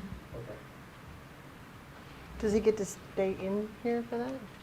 For Because the it's- beginning, and then you'll need to have a Okay. private conversation. Okay. we want to move on to the Commissioner Matherly, your report. So it's been, kind of noticed this last month, it's been like meetings after meetings after meetings, just from listening to our consent agenda items on the approval of 8 meeting minutes. I also went to the Chaparral meeting, the first Monday of the month, and they have, that CDC, Community Chaparral Development Community, they've abandoned that association. One of the main reasons is lack of attendance. The board got crossways with each other on the board, so they kind of fell apart. So that is no longer a monthly meeting deal. I kind of feel bad about it because that was one way some of the people down there get a little bit of information on what's happening. We've had a wastewater meetings. And then I mentioned the 8 meetings with the regular commission meetings. Actually, we've had 2 wastewater meetings this last month. We usually have one with just Otero County, and then we have one with Otero, Doñana, and all the other groups. One of the neat little things we went to, I don't know if you remember last month, Amber came in and they talked about a lot of the programs that she's doing. One of the programs that's involvement is CIT. I went to the graduation on that. Otero had 4 members on it. It was really neat. A couple of weeks ago, I met with Jason Klein, our supervisor, game warden supervisor, and we talked more about the elk herds. He's very interested in any input, any ideas. I would almost like to see if we could get a group of us together with the county, include the Forest Service, get Jason involved, get the Sheriff's Department because it is a safety. And everybody put their hats on and try to come up with some kind of idea on a population reduction program that's going to work. I mentioned to him the same as what they have on the off-range orc. He said they thought about that, but it wouldn't work because they had too many other hunting seasons going on that couldn't be doing the 2 on the same deal. So anyway, that was a deal that he really wants to address the problem, but he's open to ideas and suggestions. So if anybody has any ideas, write them down and we'll get hold of it. Last night, I went to the Chaparral Middle School presentation on their new school. The architects were there. The school board was there. There wasn't as much citizen participation as I really had hoped. But they have a very beautiful school, very beautiful, well-working facility that's going to come out. It's kind of like everybody, they got a bigger picture than they have enough money in the pocket to cover, but they think they have a plan to work on it, but that's going to be coming up pretty quick. You know, it was going to go out on Fairgrounds Road, now they moved it back to the football field and a little practice field to the north of the school, so very neat. They've got a lot of neat things in it, so anxious to kind of see how that works out. Come the 1st of January, we'll kind of know because they're supposed to have it ready for a bid process. Anyway, that's pretty much been my month. Okay.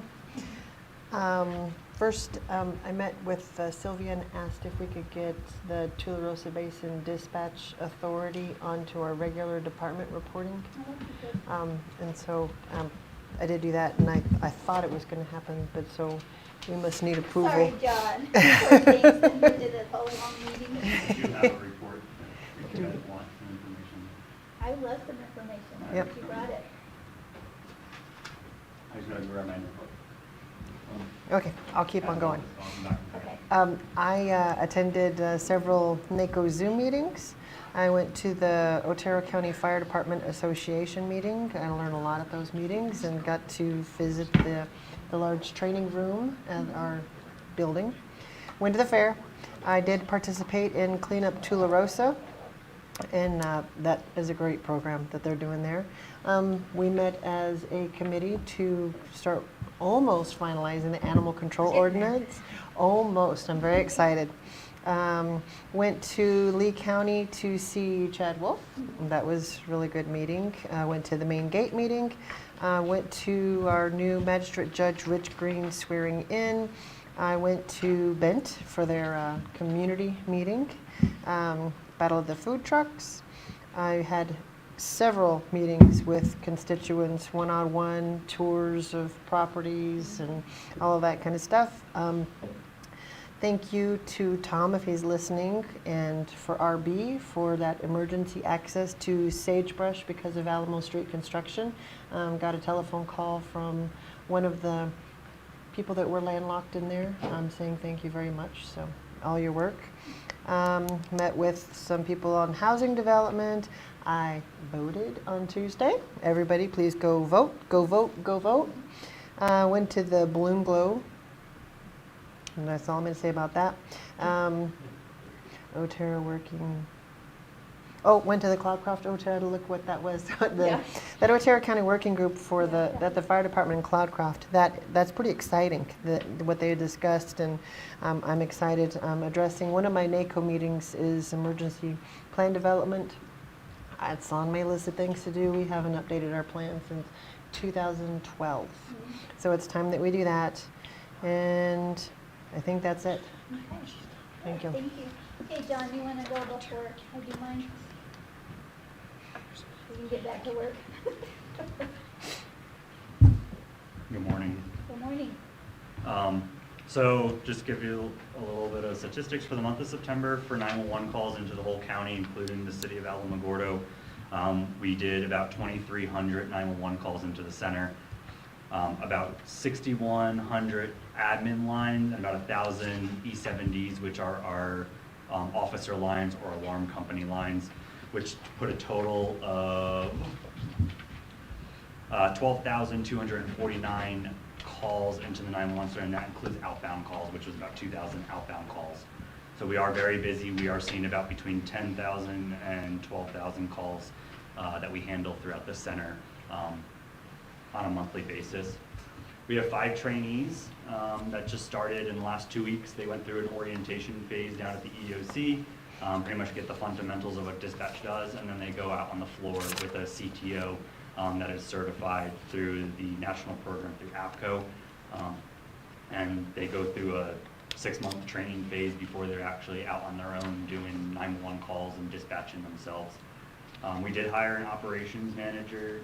She's actually in the back, Amelia Burr. She's from North Carolina, so she'll be back here December 1st to be our operations manager.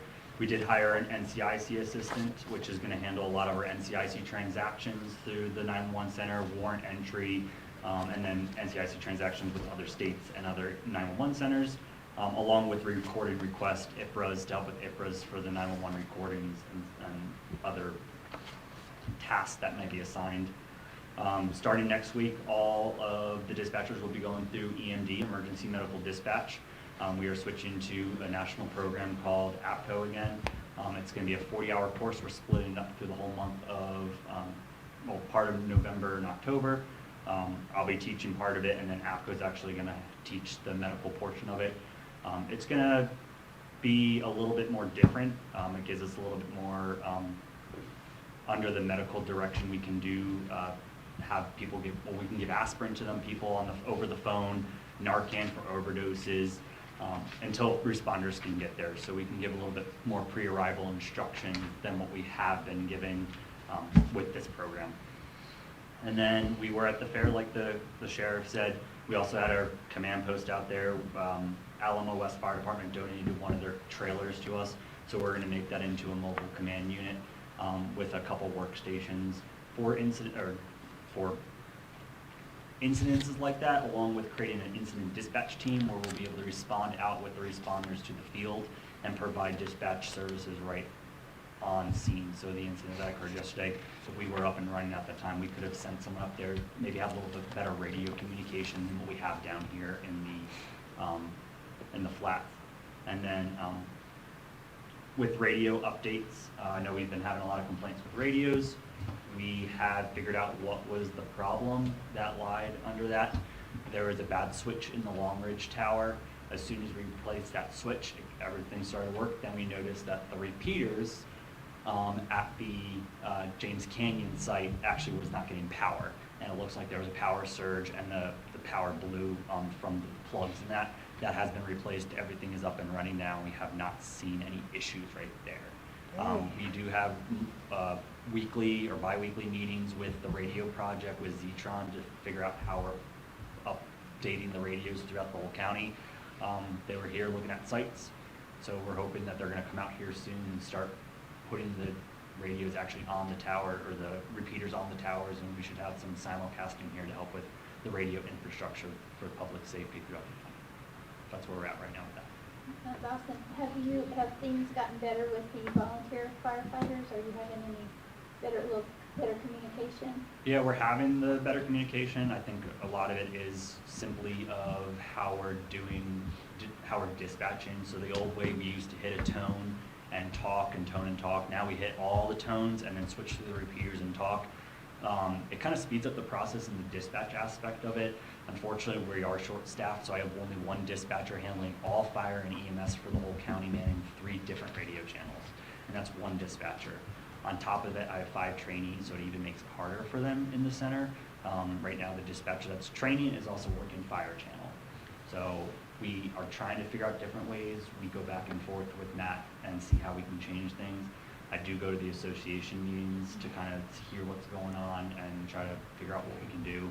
A lot of the complaining is simply that they don't know the areas, or they don't know what they're doing. They do know what they're doing. They know how to do their job.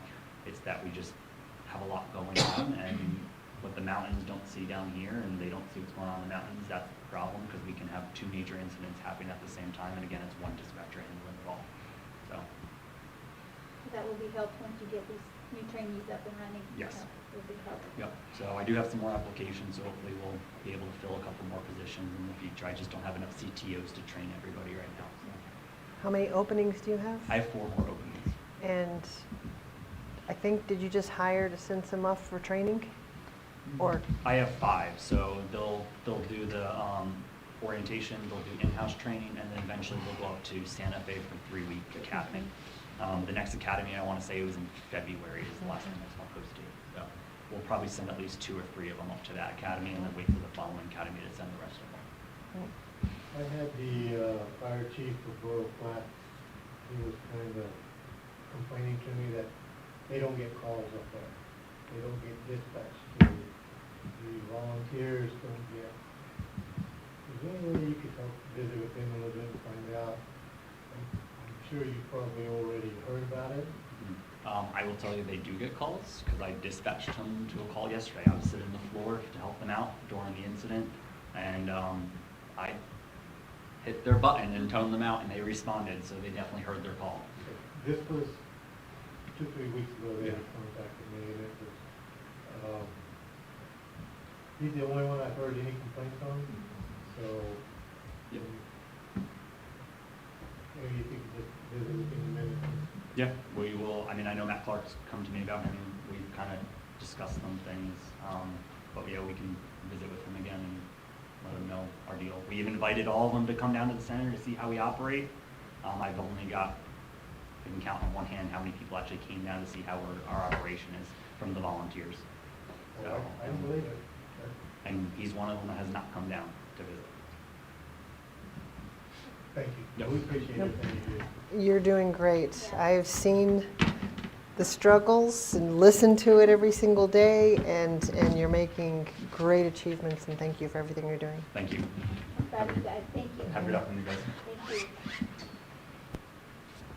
Okay, now I'll do mine, and it's kind of long. I didn't put a lot of the stuff on there you reminded me of, but I attended the ATLSD Zoom meeting with Amber Mayhaw, and then I attended the Environmental Energy Land Use meeting with the National Association of Counties, as I'm a member of that. I went to the New Mexico State Fair and set up for the Otero County booth, and we had a lot of visitors that had come to see us last year, and they came back again this year. They remembered us, and they came back, so that was really cool. We had really good feedback on the booth. I attended the Tulos Basin Regional Dispatch Authority meeting, and we were just talking to John Barney. They're doing a great job. I'm really proud of that is in Otero County. Went to Dallas and spoke at the 30 by 30 Summit, and New Mexico had really great representation. Kelly Goss was there, speaking about her and Spike's fight on their grazing allotment. Lauren Patterson, the president of New Mexico Cattle Growers, spoke on the issues that the ranching community is facing with the federal government, and Lee County Commissioner Dean Jackson spoke on issues in Lee County. Roosevelt County Commissioner Tina Dixon was also in attendance, and Chavez County Manager Bill Williams was also there. And they asked us to be on like a question and answer roundtable, and that went really good. We had counties there from Montana and Wyoming and Utah and Arizona and New Mexico. It was a really good conversation. Attended the wildfire defense meeting in Podcast at the fire station with Commissioner Varela. Attended the New Mexico Association of County State Board meeting in Socorro, and we got to do a tour of New Mexico Tech. I don't know if you guys have ever been up there, but that's really a neat campus, and they actually blew up 3 things while we were there. The first one was like a mannequin, and they had 2 sticks of dynamite in a FedEx package, and then they had these like plywood silhouettes cut out of people, and then it caught the shrapnel from that, and then you got to go and see what damage it had done at what distance and all that for the first one. And then they blew up a building, and that was kind of crazy too. And then they blew up a car, and it had 300 pounds of the same type of fertilizer that they used to blow up Oklahoma City when they had that bombing. Wow. And the car vaporized. And this was 300 pounds. They had 5,400 pounds, I think, at Oklahoma City. So there was a crater in the ground where the car was. The car was just gone. I mean, the motor was the only thing you could recognize, and there were pieces of shrapnel and tires and everything. So that was kind of interesting. They also do a lot of law enforcement training up there that I talked to Sheriff Black about, that they do it for free. They'll do the active shooter at schools. They do that training for free for the public and for law enforcement, so that was pretty cool. I attended the New Mexico Cattle Growers Regional Meeting in Roswell. I attended a Zoom meeting with the New Mexico-Arizona Coalition of Counties regarding that coming meeting in Santa Fe with BLM. That's next week. They've asked me to speak on behalf of the county.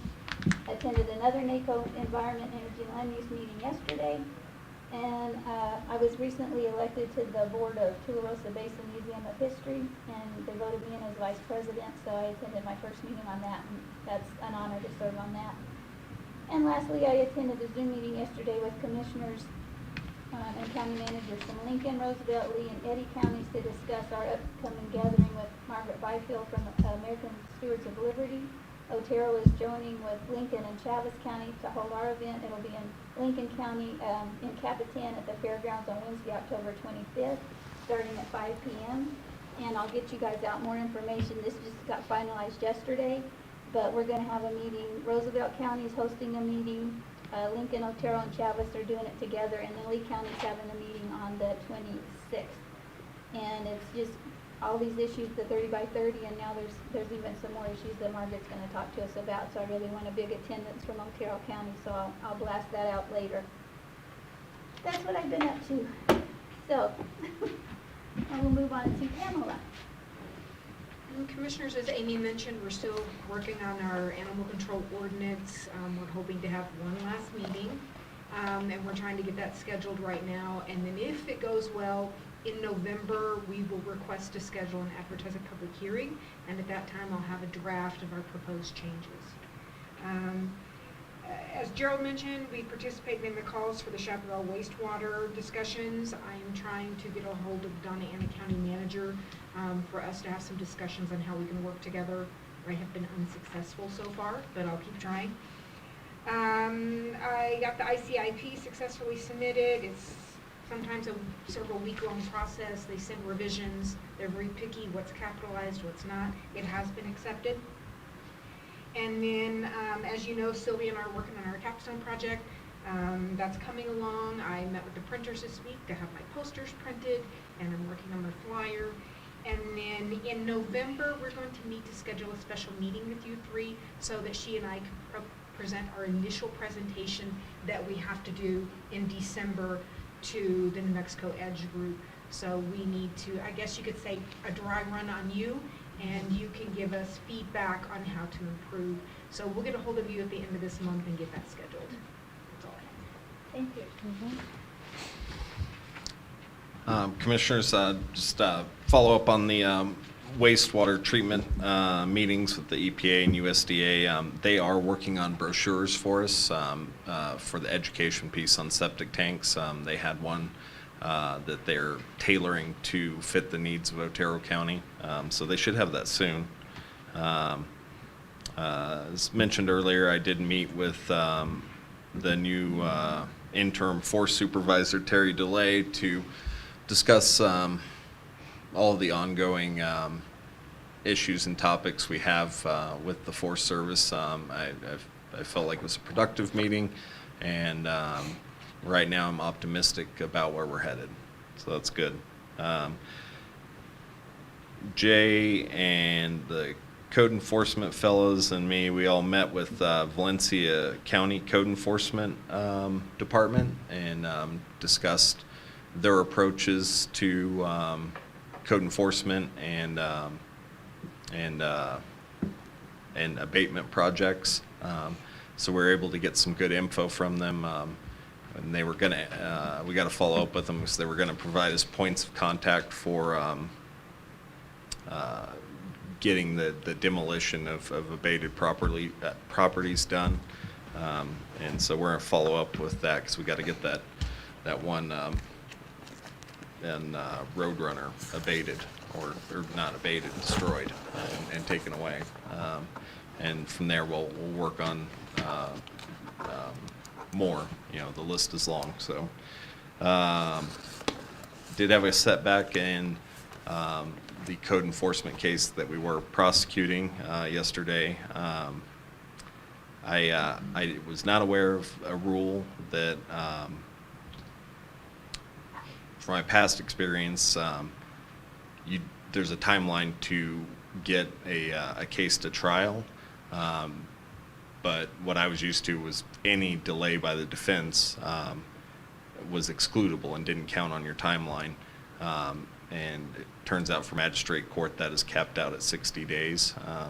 So I learned that lesson yesterday, and to prevent the case from being dismissed with prejudice where we couldn't bring it back, I just made a motion to dismiss it without prejudice, and it was approved, so we can refile it. And so we're going to refile it with the original charges and a lot of additional charges. So it was a lesson for me, and it will help the code enforcement team when they start prosecuting to know that it's okay if they make a mistake, because the county attorney made a mistake too. So. We'll keep after it, and hopefully they get their citation authority approved here soon, and we can get this rolling on multiple fronts. But that is all I think for right now. Was that the Rose Street? It was. Okay, anything else? Can we recess? 2 minutes? Yeah, I was going to after we go into Thank you. executive session. Okay. Yeah, okay. All right, if nothing else, I make a motion to hold an executive. Pause that 1 second. Can you update the agenda request form Yes. with the Yes. correct Yes. measures? Okay, And thank actually, you. the one we have internal is right, the one that's on the website is the wrong. Okay, So we'll fix it. thank you, sorry. Yes, that's Okay. All right, I make a motion to hold an executive session under NMSA 1978-10-15-1 to discuss purchase and sale of real property. Get a second. I second that. All in favor? Aye. All right, we're gonna take just a brief break and then we'll be right back. Thank you.